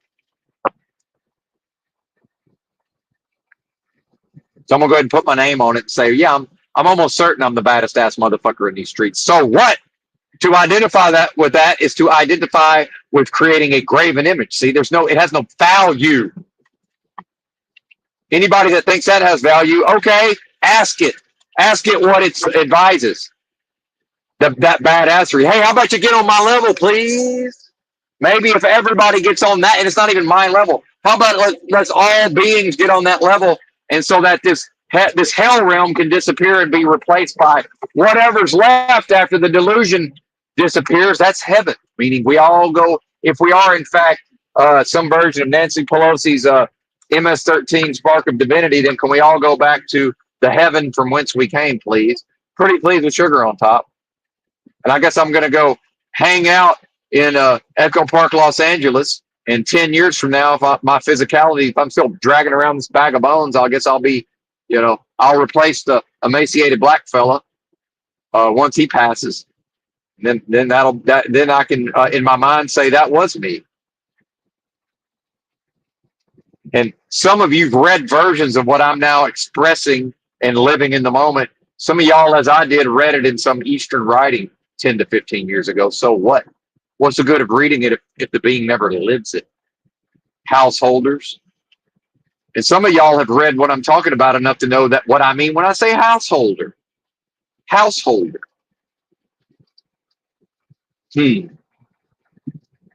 Oh, but yeah, let's go out here and make new people and sacrifice them to Moloch's machine of industry and business and pretend like that's somehow more honorable than what Benton's doing on some level.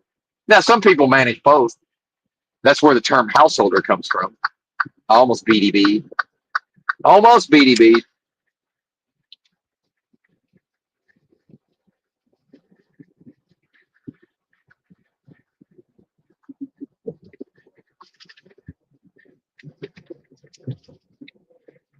So we're now to the point where, pragmatically speaking, there's no more advancement for me driving a truck. I went into truck driving in 20. Now it's still a tool to be used for specific purposes here and there. What I mean is, I've gathered enough resources for the time being, okay, or Benton has within delusion, and now it's no longer justifiable. Now it's a person who would be comfort seeking, right? It's probably time to get rid of the car and stop paying the car insurance.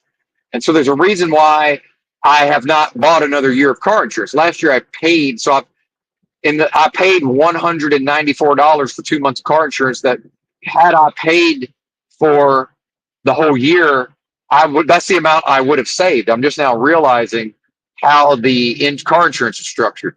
It's structured to where if I pay it for the whole year immediately, I save more or less what the first 2 months payment would be. So they figured out how to charge me interest without me being aware of it, and I just now figured that out at the moment. Interesting. I find that interesting.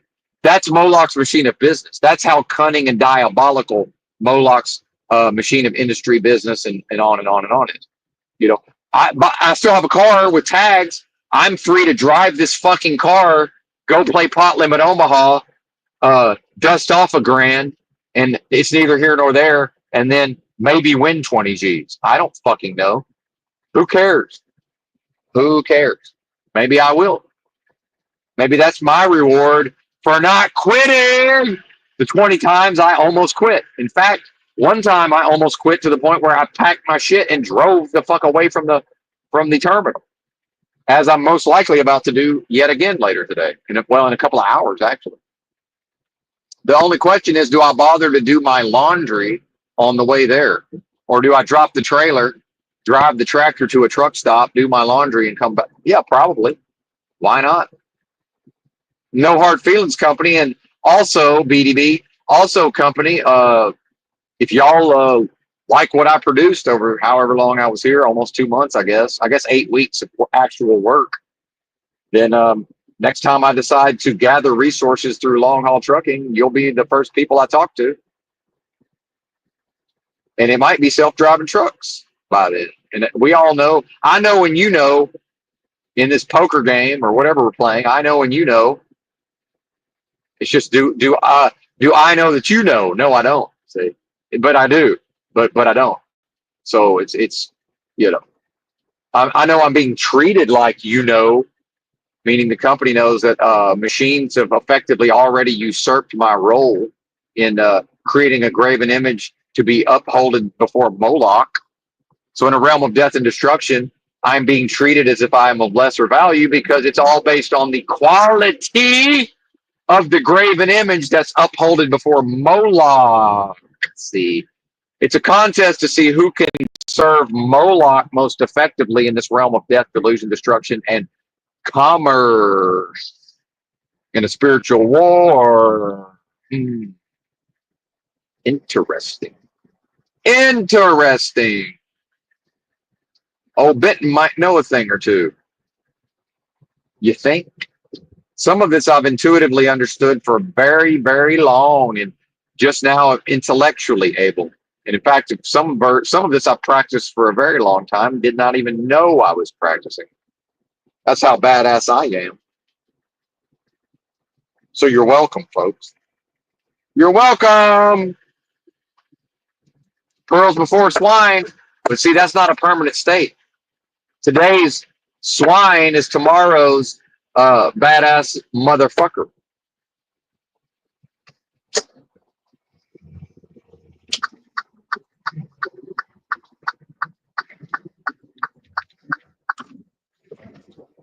Fuck your tires, partner.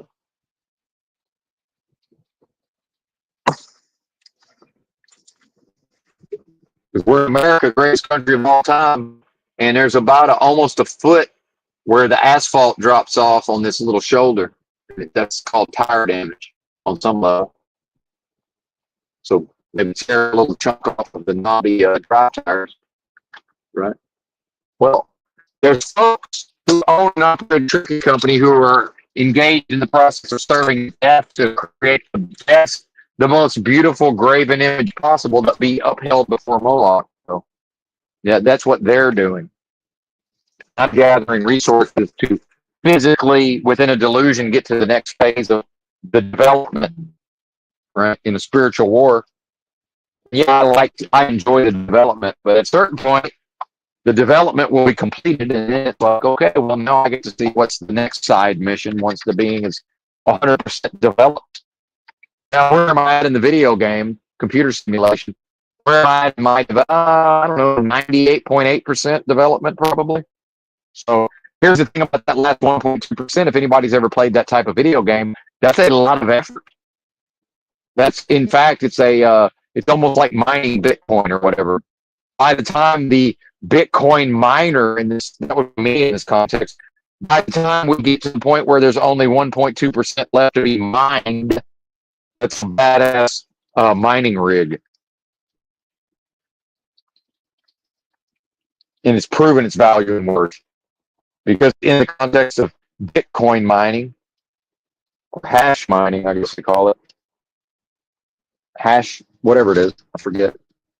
Uh, there's only one way to garner that 1.2%. Whoever gets 98.8%, such as myself, I'm estimating, that's a badass motherfucker already, Jack. Already. They say, we'll have a blessed day. I say already. And then I am the blessing. I am the blessing. Oh, but that's within Moloch's machine trying to make a graven image to uphold before Moloch. Well, that sounds some type of way. Not my problem. Not my problem. All I'm is it true or not? Yes or no? Is what Benton just said manifested truth? Yes or no? If the answer is yes, the rest of it, who cares? None of my business. And belongs to a realm of death, destruction, and delusion, and can never escape that realm. Who cares? Let that which does not matter truly slide. It does not matter. Truly. Truly does not matter. And I understand that there's folks who can intellectually follow what I'm saying. You can't do it. I couldn't do it a month ago. I could do parts of it, most of it a month ago. Right? Some of what I'm saying, I am in some ways a little bit over my skis, but not really. It's like, yeah, I'm showing what I am. Or dying trying. Get rich or die trying. Well, I am the wealth. That's where if we're confused about that. Everything here that's not one with my essence is death, destruction, cannot leave here, and therefore has no value. Because this realm's a delusion that time and space exist. It's that basic. And again, common sense, because that's obvious to me right now. Should I go around talking to people like I think they're stupid because they haven't reached that understanding yet? Yeah, that'd be rude. Well, that's how I feel when people try to common sense and word of mouth me. And they're simultaneously identified with the realm of death and destruction and delusion. But I'm getting common sense and word of mouth. Oh, well, just do this and do that. Oh, okay, just go out and serve death and destruction. Okay, got it. Off I go. Because they need me to be like me, crabs in a bucket style. Meanwhile, how Benton lives holds up the mirror. It's holding up the mirror, right? And letting them see that they could be doing a lot less bad than they're doing. But oh well, we got kids, so it is what it is. Okay.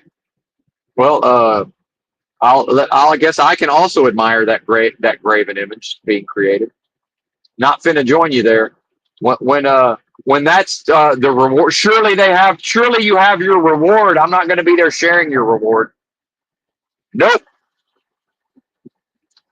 I am the reward. Meaning what I am exists beyond all of this. And that's Crazy Horse's spirit world. And Crazy Horse's, one of the greatest Americans of all time, by the way, BDB, one of the greatest Americans of all time, who his purported invincibility in battle came from. They said he could dream himself into the real world behind all of this illusion, right? Black Elk Speaks is the person that wrote about all of this. I'm on the verge of being able to do that. I'm it's now to go. I'm almost, well, I know, but it's now, okay, got to go show that that's what I am. So I'm going to be a 2025 from the Mississippi River Delta American version of motherfucking Crazy Horse. But no literal war that I know of. Who cares? Who cares?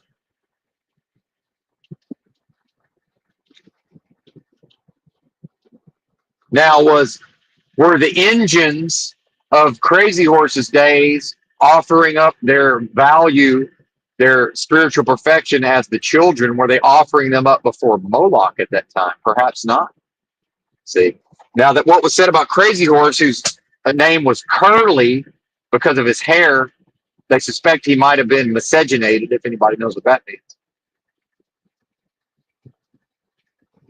They said he was gregarious and had social skills when it was he was with his war party, when he was with his men in his tent, you know, keeping the troops loose before battle. But they said in camp, when there was nothing going on, they said he walked around keeping to himself, noticing no one except the children. Right. And he keep it to himself. They said nobody ever heard him join a song and he never joined a dance. And when it was time for battle, he was the baddest motherfucker of all time that they knew of anyway, or one of them.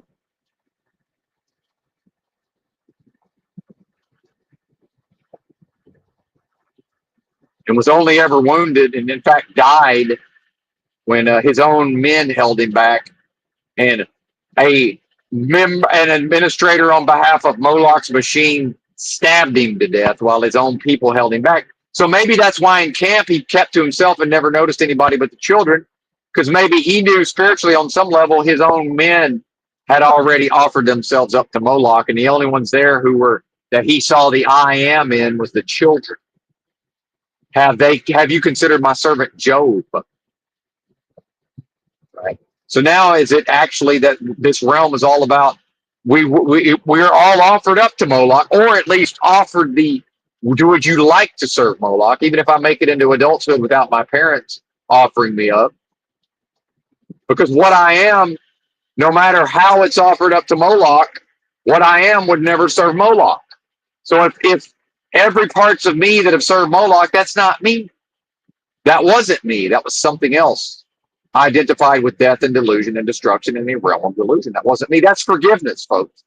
That's repentance and forgiveness. That's as if it never happened. Meaning once the resurrected Christ, the second coming of Christ, the resurrection of the risen Christ within me, what that is, never knew you. Meaning never knew the parts identified with delusion that performed all of that in the past. If it sounds like a cope, not my problem. The cope itself is dead. Everything that requires cope is dead. All the I am cares about is, hey, buddy, would you get out of your own motherfucking way within delusion and go ahead and express your own essence or nature, please? What I am can only ever forgive the parts of Benton that performed while identified to death and while identified with death and destruction in Moloch and commerce and making something of themselves in relation to death and delusion. And surprise, surprise, I happen to be reaching all of this at the exact time when it doesn't fucking matter. Does it matter if I do my laundry? Who cares? I have enough money to buy different clothes. I have no need of those clothes. Now, I can justify them to myself and say, well, what about the compression socks? I don't know. It seems to me like I mainly need the compression socks to drive the truck, because the compression socks keep me from being drowsy while I'm driving. When I'm not driving a truck, I walk around enough. I probably don't need the compression socks. See how that works? And meanwhile, if I do, I got the money to buy them. So who cares?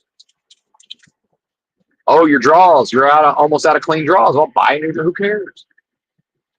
The birds of the air neither sow nor reap nor gather into barns, and what I am takes care of them anyway. Are you not of greater value or equal? Or is that not what you are? If you got the balls and the gumption to let that which does not matter truly slide and stop trying to make a graven image to uphold before Moloch, meaning to show everybody the other perhaps delusionalized aspects of an indivisible force, if in fact they are also imbued with the Nancy Pelosi's MS-13 spark of divinity in a delusion, in a realm of death and destruction.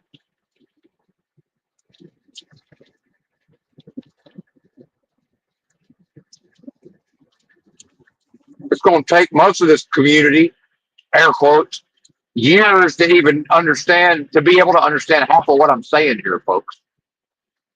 Some percentage of the audience can't even really follow along on the level of intellect. And it's okay. Well, what I am can't even be concerned with all of that. See, what I am can only forgive what individualized, what delusionalized individual beings in a realm of delusion What I am is only ever able to forgive that, see? Because I'm not able to know that. What I am can never know anything about it.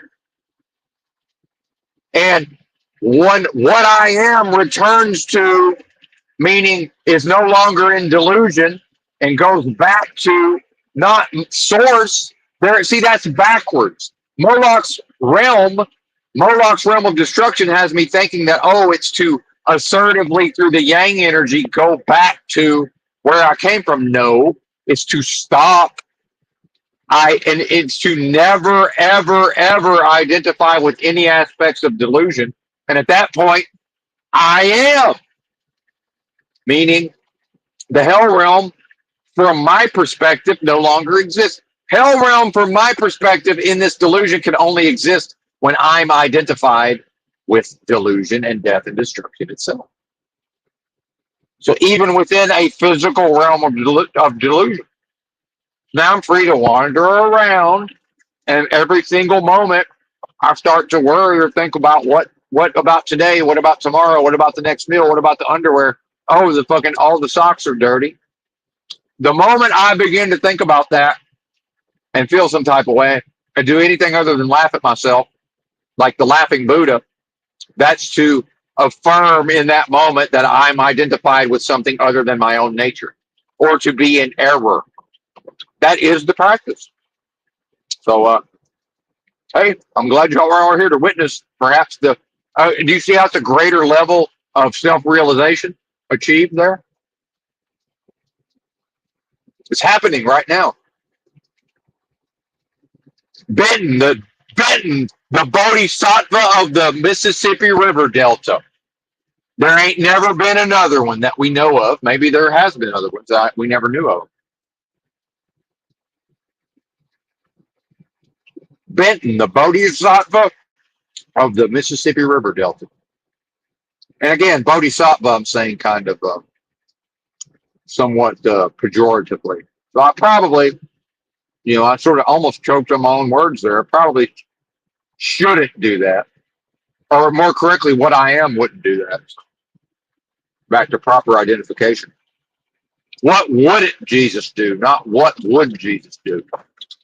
See, the Christ consciousness would not have expressed that way. See how it works?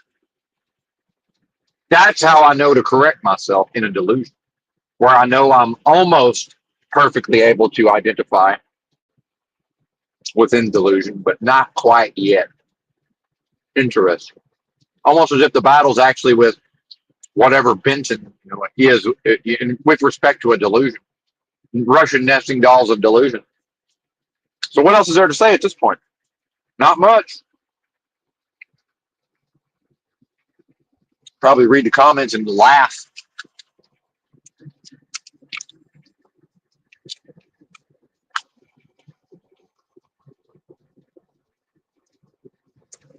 Right. Slow driving contest. Yet again. Now, this whole realm's a slow driving contest because what does slow driving represent? If driving represents one's journey through this delusion, then doing that in a slow manner is also another way to say slowing down what otherwise could potentially be a quickening spirit, a slow driving contest in service of a realm of business, death, and destruction and commerce. Huh. Fascinating. Fascinating.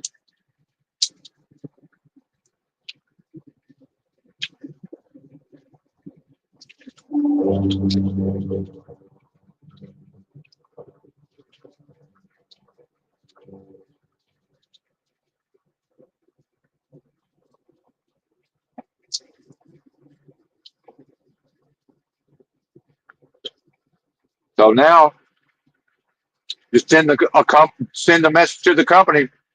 I'm gone for now, and I'm only coming back.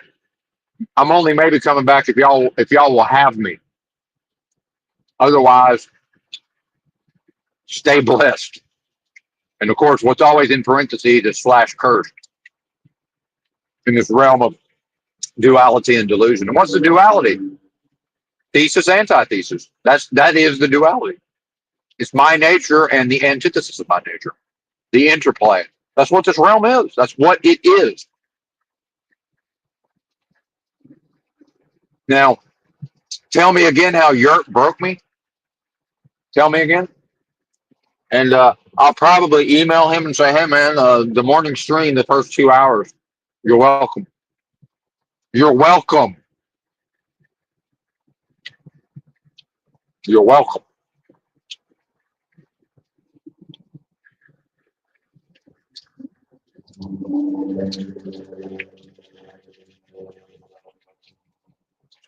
Somebody's back there.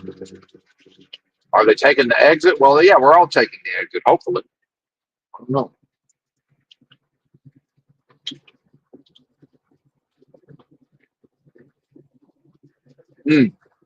What I am can't fear being tricked at a soul trap level to come back here, because what I am knows it can handle whatever this place can throw at it.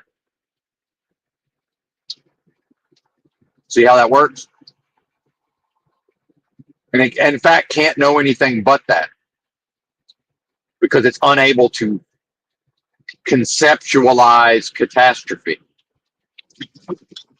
Now, I think the soul trap, if it exists, operates actually at an inverse of that on some level.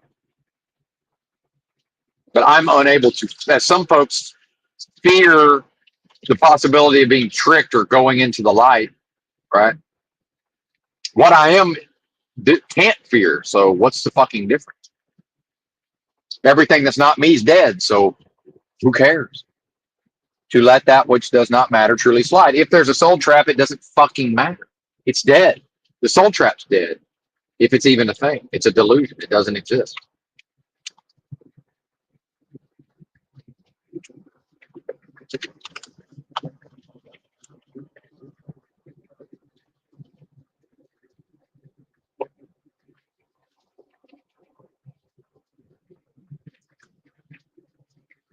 I might call my mom and say your Mother's Day present is the 2 hours I did this morning, the day after Mother's Day. And if you listen to that and you don't realize that you gave birth to one of the baddest ass motherfuckers of all time, I don't know what to tell you. Good job, Mom. And what I am can only ever forgive you for offering me up to Moloch as a baby. So I guess that's neither here nor there.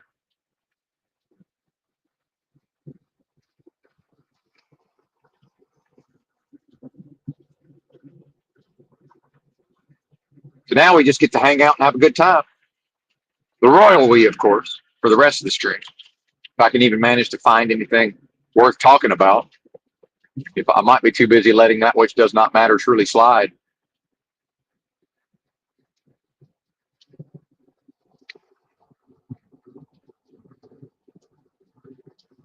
What up, Razvan? Yogurt? I don't know. What is the story with yogurt? Good question. I'm not able to eat it.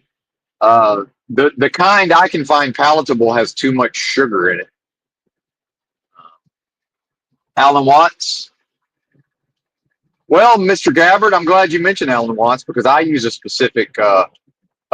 Again, correct philosophy is the absence of incorrect philosophy, and I've found his philosophy of he basically says, well, each being every day has the option of ending the experience early, if you know what I mean. If you catch my meaning there. 800, a particular 800 hotline might show up if I keep talking that way. So what he says is, well, in fact, by not doing that, and he's not suggesting it, he's saying by not taking the exit, the being is in some way consenting to whatever's happening on some level. This is my understanding anyway of part of Watts' philosophy. So he's basically like, okay, what now? Right. Which is it's a good question to ask. And I know the answer for me. And again, within the delusion of a possibility of individualized experience, I only get to answer for me. Right. That's me. Not that you, Tom. That's me. The only way out is through. Ascension, quickening spirit, but not aggressively or assertively.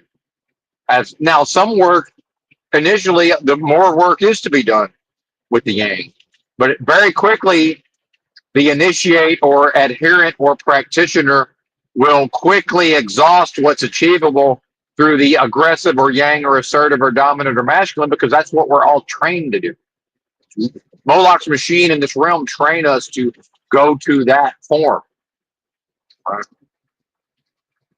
So it's surrender, getting out of one's own way, yin, feminine, right? The mastery of oneself to create the space for oneself to express all of that within oneself and within one's own sphere of influence, the merging of the yin and the yang within me. See?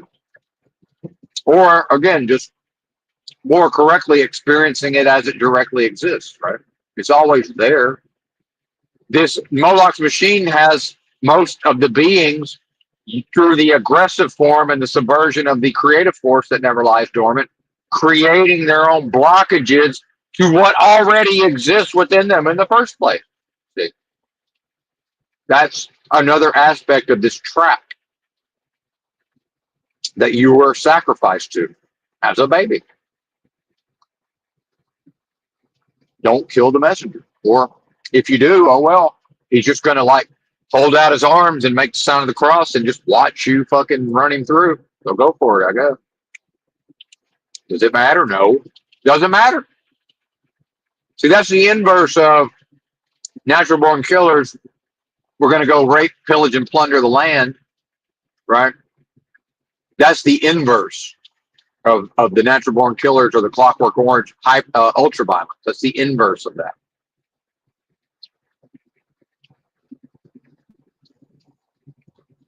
The accepting of violence is still violence. It's what a lot of people don't realize.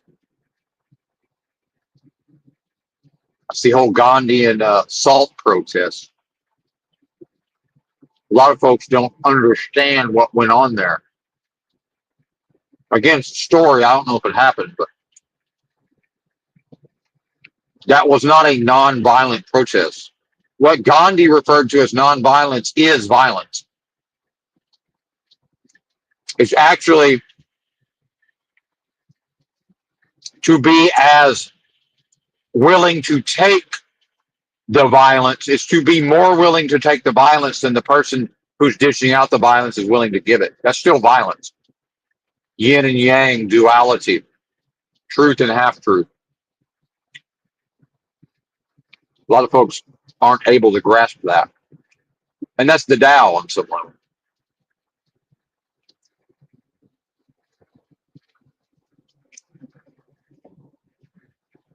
Whatever the Tao is trying to get across in dead language, that's me. See? And it's not possible to fake it till you make it.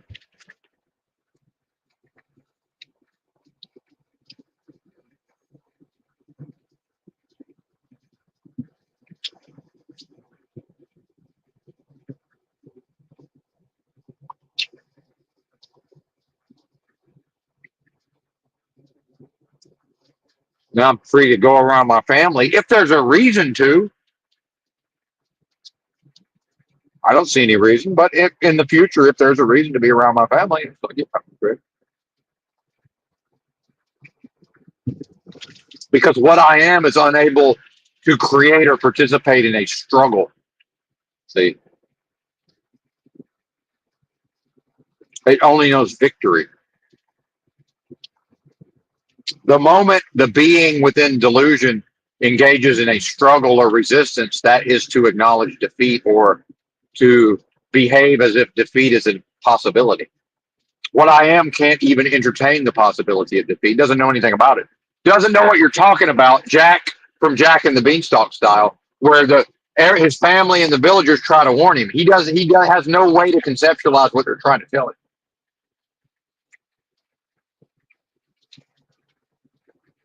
Do you see what I'm showing you here?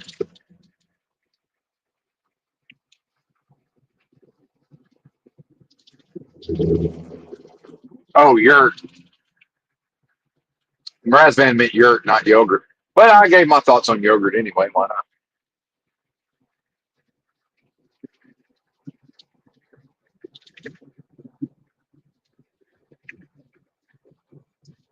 And it's not my respect. Benton, this delusionalized aspect of the most super intelligent force of love and creation possible at the highest levels of vibrational frequency, a quickening spirit.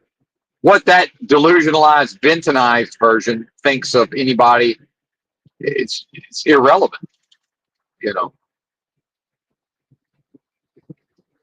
beings either master themselves within delusion, within the context of this realm of death, destruction, and Moloch's machine, or they don't. Right?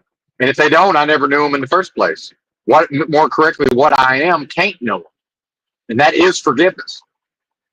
That is confess, repent, forgive, am forgiven. I'm unable to identify with the dead version of me that affirmed death. That wasn't me. See, what I am would never have done those things. But in a delusion, a delusionalized, bentonized, as if it's even possible, which it's not. It's not possible to divide an indivisible force. See, so on some level, this is not happening. So some of these, Natural Born Killers, the movie, these school shooters, all of this stuff, on some level are they realizing that it doesn't matter? But then it's like, hey, they're serving death so thoroughly already. They're actually, that's the wrong form. That's the incorrect form of the only way out is through. It's like, no, they're trying to go up by going down. It's like, no, you don't. It's ascension by descension, right? Like it's assward backward. That's to flee what one is. That's to try to get as far away from one's own essence as possible, right? Why? Probably some version of, hey, if what I am would just offer itself up to this fucking horrible place, then I don't want nothing to do with it. That's to hate God, right? To hate one's own essence. So much so to attempt to destroy, again, if they are what I am, right? And again, I can never be completely sure because solipsism. But if I'm willing to entertain that, wow, they probably were what I am on some level. Just look at them running away. That's the book of Job. He'll curse you to your own face. Okay, well, just don't directly do anything to him physically and have at him, because if he ain't what I am, fuck him. Meaning, if he's not what I am, he can't escape the delusion in the first place. So therefore, whatever parts of that I am that will identify with the realm of death, destruction, and delusion don't fucking matter. They're irrelevant. They prove exactly what they are. They're of no consequence. In comparison to the I am, they are of no consequence whatsoever. So this idea that God so loved the world, no, the delusion, if it could love itself, that's what that is. For God so loved the world. Absolutely not.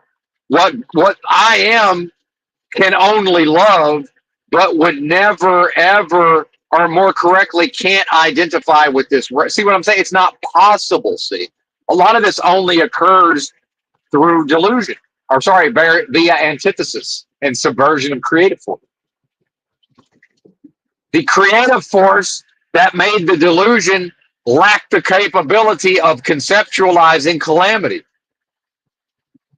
thus creating this realm of delusion, where the duality is what I am and the antithesis of what I am.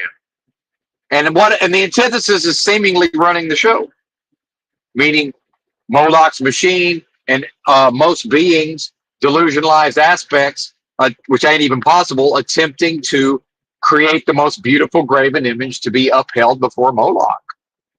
That's sick. Daily life in service of the death of commerce is sick.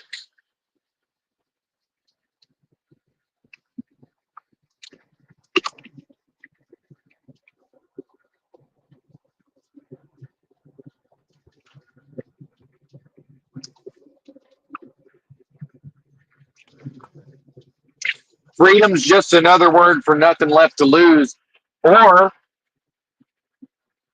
nothing that belongs to this realm is worth having. How about that? Cash me outside this delusion, motherfuckers, or leave me the fuck alone.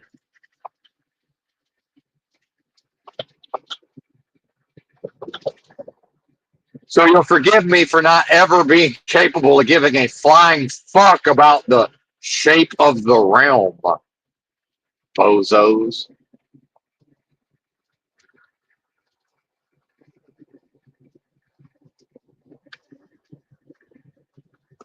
So when I see Krishnamurti on them recordings getting angry at the Q&A, what's the anger? That's some version of a self-realized master temporarily identifying with what was happening, and that's the anger, right? So is it even possible to 100% practice? I don't know. But I'm more or less Krishnamurti at this point, or on his level, right? Who cares? That's dead. Doesn't matter. Except the first and last freedom. Freedom is, again, getting out of my own way enough to allow what the Bible says: no one comes unto the Father except through me. I am the way, the truth, and the life. Meaning to get the fuck out of my own way enough to express Christ consciousness in each new moment, the resurrection of the risen Christ within me. That's the whole thing. That's the entirety of the thing right there. And some make their most beautiful graven image in order to uphold before Moloch by serving as heads of churches or popes, right? That's how they, in the creation of their most beautiful graven image to hold up before Moloch, some of them start and run churches. Some of them are Joel Osteen. Some of them are popes. Some of them are Kenneth Copeland.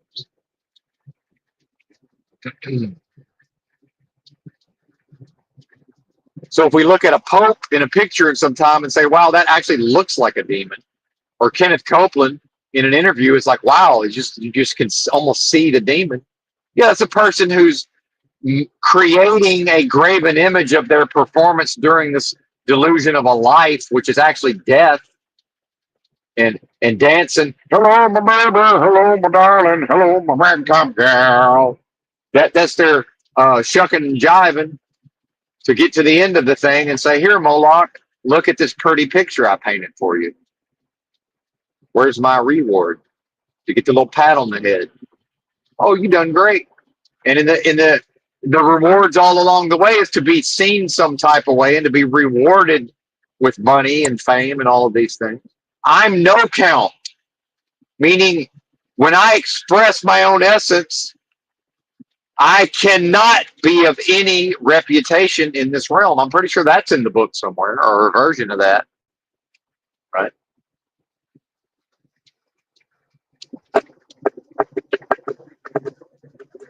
Maybe I'll go sit around all day near a college campus somewhere and just more or less interpret scripture for the children, meaning college kids.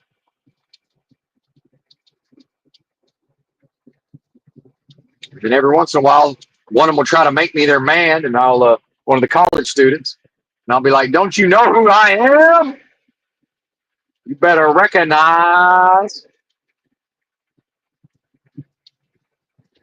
And Moloch's machine says, well, yeah, many have come before you there, Benton, and almost all of them end up unable to resist the charms of the fairer sex. And it's like, hey, I don't know what to tell you, Moloch. I done had my fun. So sorry about your luck. What I am can't know none of that, buddy.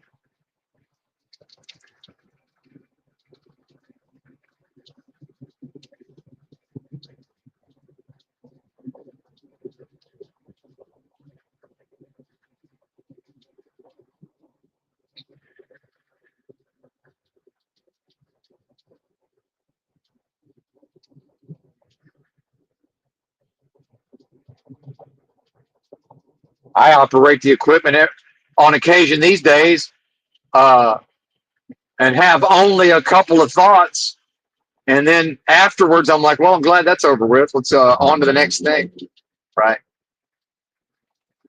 Say it just becomes like a defecation at that point, or oh, I need to take a leak. Oh, I need to, you know, fire the gun. All right, operate the equipment. Okay. Well, I'm glad that's over with. Well, on to the next thing. You know. Oh, that sure was a gratifying shit I just took. Oh, look at the color of my pee, and I know, something about the state of the body, right? It's just all kind of the same thing. Sort of morphs into one.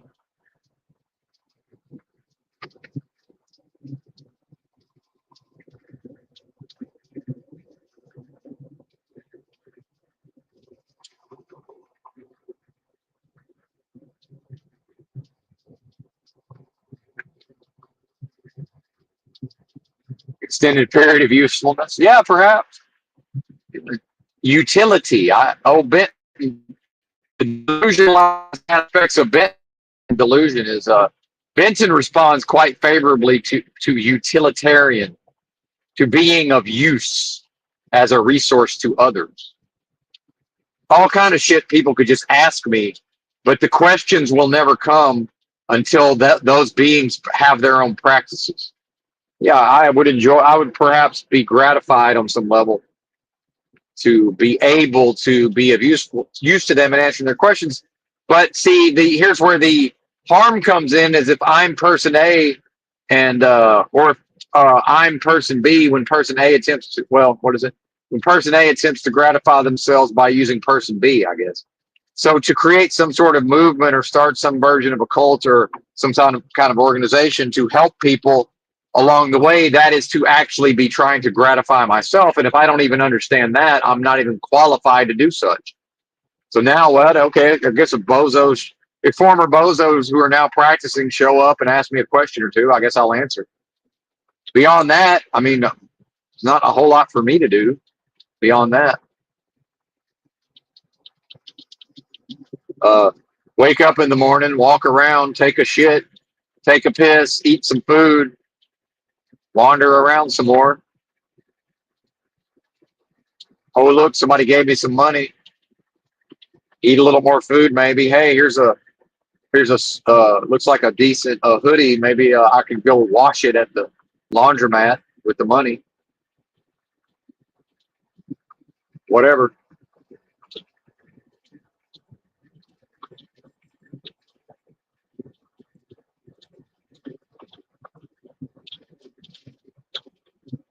To let that which does not matter truly slide would be no driver's license, no birth certificate, no car insurance, no tags. See, the people driving around in automobiles without tags and licenses miss the point. You don't need the car, bozos. If you need the car, you kind of need the license and the registration. Idiots. Idiots. But we're going to game the system. The system done gamed you if you're driving around in a demon mobile, bozo. In service of what? Commerce, death, destruction, Moloch's machine. Where are you trying to go to in that thing? Where are you trying to get to, Pana? Somewhere you couldn't have walked? Oh, well, we got to get there at a specific time. That sounds like attachment to an outcome. So I'm going to go ahead and ask again. Are you telling me you couldn't have gotten there on foot? Because I got on the other side of a motherfucking tunnel one time, and I did it because I waited for somebody to pick me up and drive me there. I did not feel like I needed my own automobile to get there. Bozos. The license and the registration and the birth certificate ain't really the point, and the social security card. It's if I'm doing something that requires any of that, I'm proving that I don't even know what the fuck I am. Because that means I'm not trusting and not letting that which does not matter truly slide, meaning the birds of the air neither sow nor reap nor gather into barns. And yet I care for what I am cares for them anyway. Aren't you what I am? Well, not until I prove it. Have you considered my servant Job?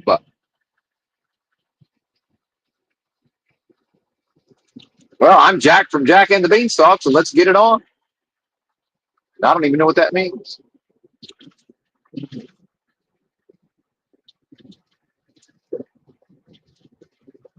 And if anybody's curious who came and picked at me yesterday, what I'm doing today was birthed out of what I did on the second stream yesterday. That's the same fucking spirit, you bozos. Different manifestations of the same motherfucking thing. Second verse, same as the first. Idiots. And if I ain't talking to you, I ain't talking to you. My apologies for being insulting. So dial it back here, Bubba. A little too strongly identified with the delusion there, sir. Dial it back. Back, back, back, back, back, back, back. Move it, move it, move it.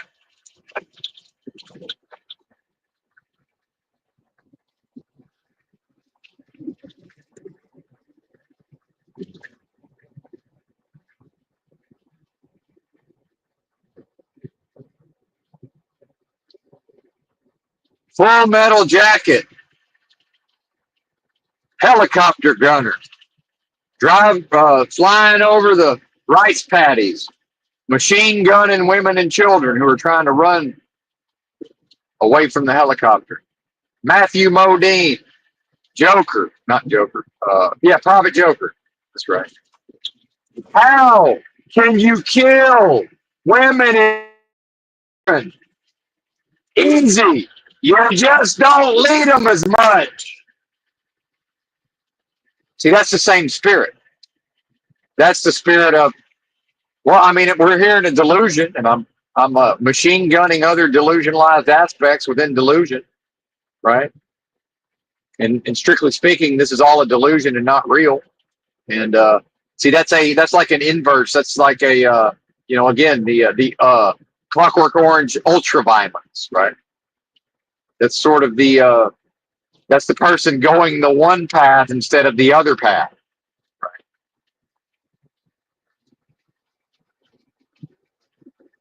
Yeah, yes, sir.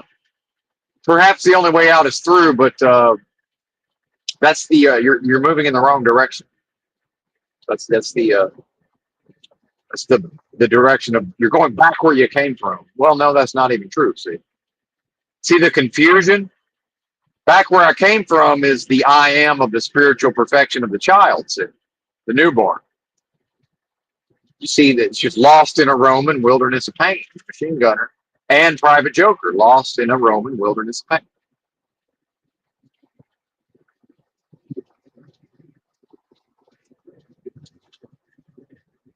Because that's the ultra violence of, well, what's the fucking difference?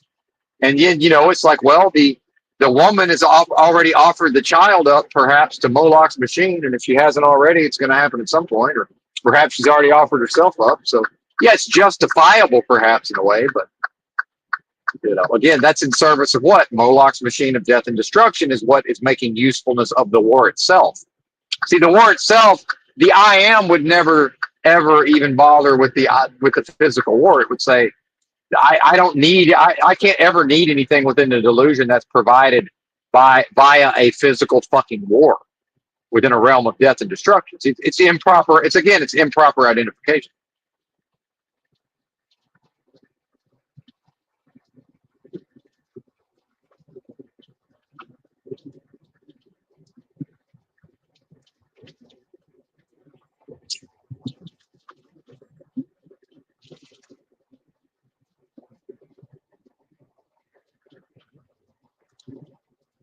So in the Bible, when they washed Christ's feet, right?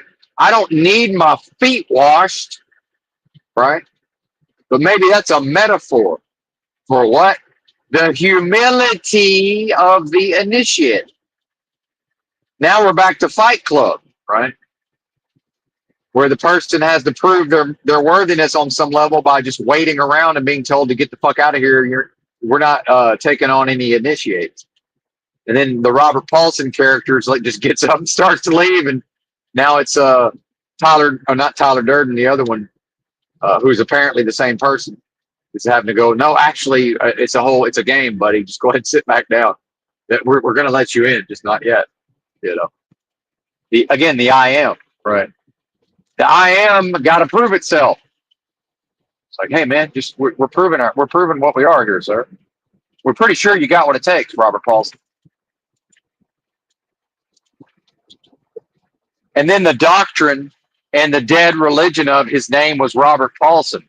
And very quickly that's chanted and repeated. And it doesn't take very much moments of within delusion. Enough nows within delusion go by, and it's now nobody even really knows what that even fucking means. And it's, oh, dogma and doctrine. And oh, now here's Benton in a truck stop. Oh, look, a little religious tract telling me all the boxes to check to get into heaven. His name was Robert Paulson, right?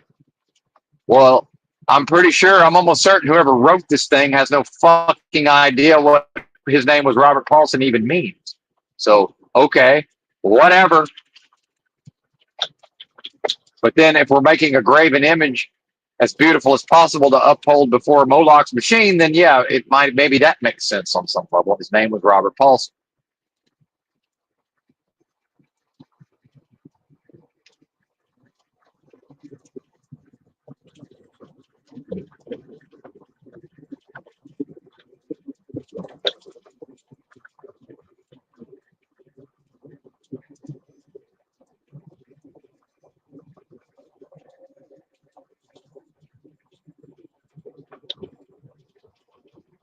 And when people bitch about Los Angeles and Seattle and Portland and the West Coast, oh, yeah, they just let them live for free over there.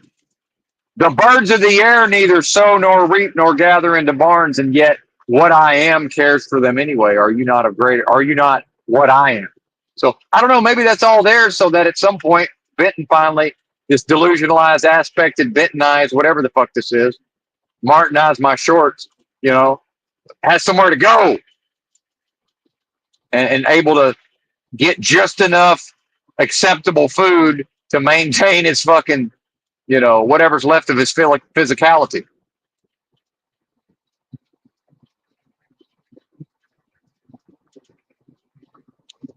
What do you? And then surprise, surprise, the weather's good.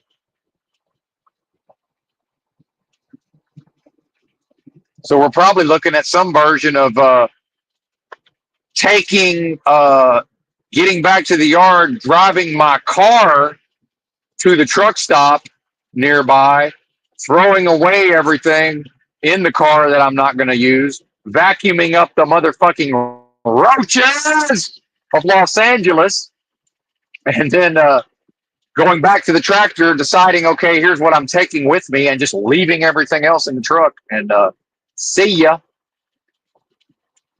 So we love eggs. So I guess an entire tote of everything I need to enjoy my fucking fancy boy egg drinks. I guess that's coming, at least for now. Surprise, surprise! It's all in a tote right next to me on the passenger seat. I just happen to have another pair of these pants, so I guess that's coming with me, that are brand new, never worn. Same pants I'm wearing right now. I reckon it's time for new footwear, so probably buy a pair of shoes along the way, right? So I don't know, a change of clothes. Might as well bring the compression socks. I don't know, it's time for new drawers. I've been wanting to buy drawers for a while.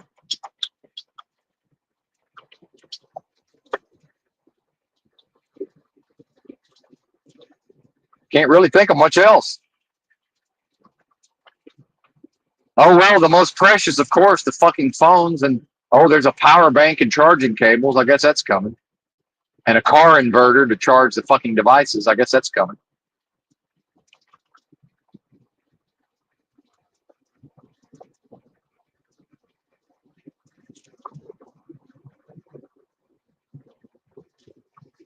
It's like 7.5 gallons of water. I guess that could come. Yeah, I think that's the plan.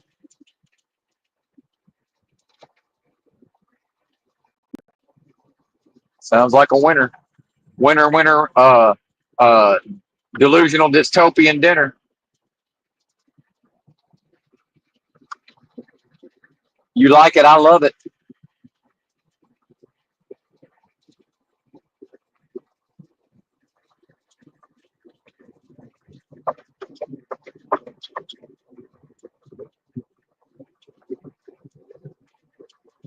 Do we even care to bother to drag our happy ass to Arkansas? The fact is, if I ever need a CDL and a driver's license, I can just go get them, right?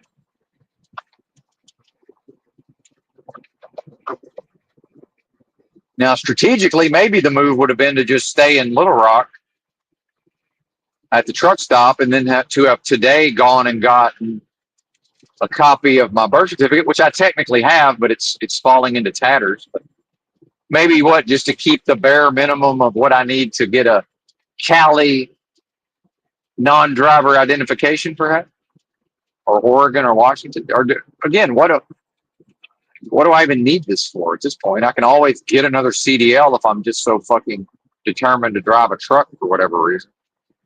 Who cares? Who cares? And the discomfort of all of this, that will make it even more likely to go to the further levels. Whatever I'm able to accomplish via this is no longer difficult enough. The life of the trucker is no longer difficult enough for me. So I need more difficulty. That's to love my enemy. This isn't even my enemy. Now it's my friend. Well, maybe there's a reason I don't really have any friends. So this truck driving gig or truck driving in general is now my friend, right? Well, it's. I thought it was about loving my enemy on some level.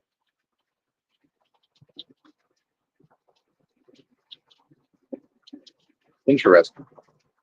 So I don't know. Maybe it's a just drive right back to L.A. It's not too hot. By the way, BDB, not yet too hot to drive back across the fucking desert, right? Might as well bide our time in L.A. Probably just go ahead and say fucking YOLO, man, and get rid of the car. I'm sick of it.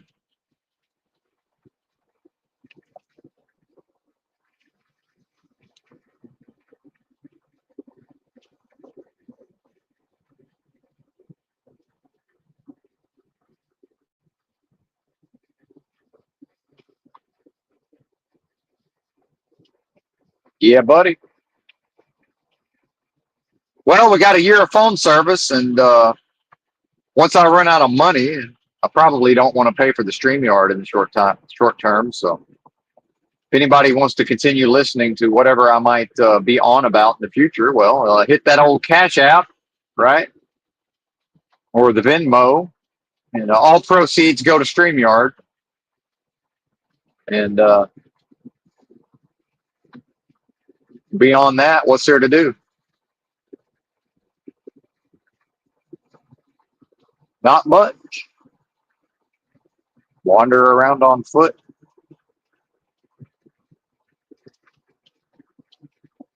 Shockingly, it seems like I already have almost everything that I would need as far as clothing and backpacks and a couple of blankets that are certainly with whatever the weather is in SoCal right now. Maybe we'll go hang out in Santa Barbara, right?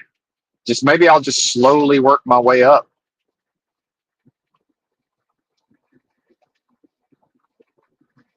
July and August in Seattle and Portland. Down and out in Paris and London. Rainless summer in Seattle and Portland.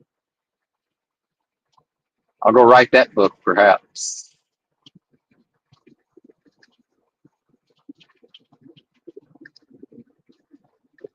It's all blessings, brothers and sisters.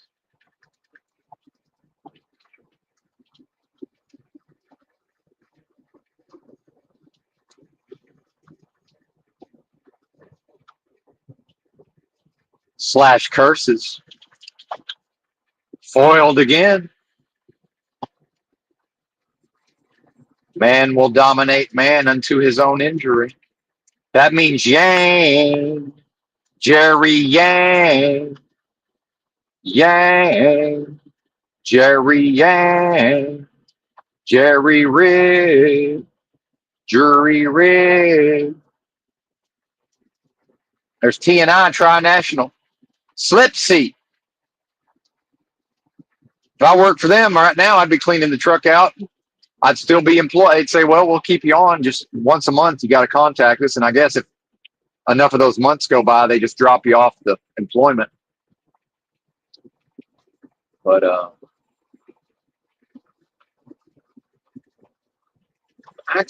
don't know, man. I'm starting to suspect the old truck driving's over with, because am I really going to drive my happy ass to California, and then that would be quite a signal to the realm if I then hurried back to Arkansas August, right? Am I really going to leave Indian summer and I hate the heat, right? Am I really going to leave? Which that maybe that means Eddie Vedder was from Seattle and he's traveling around in a band, and it's Indian summer in Seattle.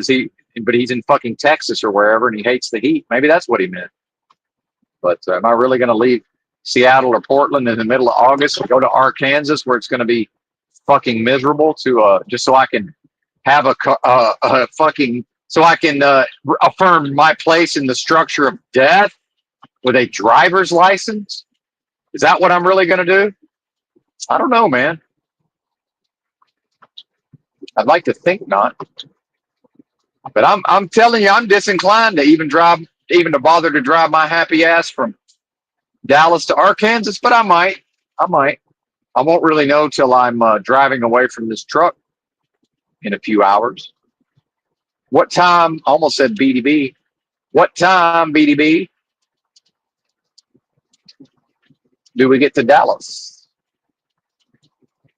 350 based on the current speed, apparently.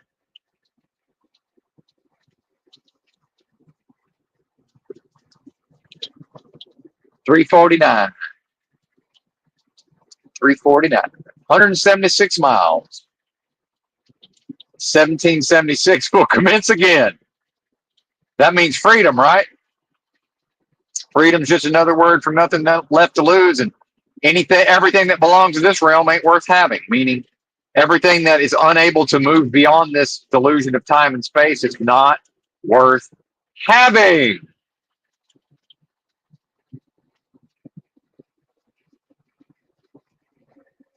All right, we're out. Thanks for watching. Bye.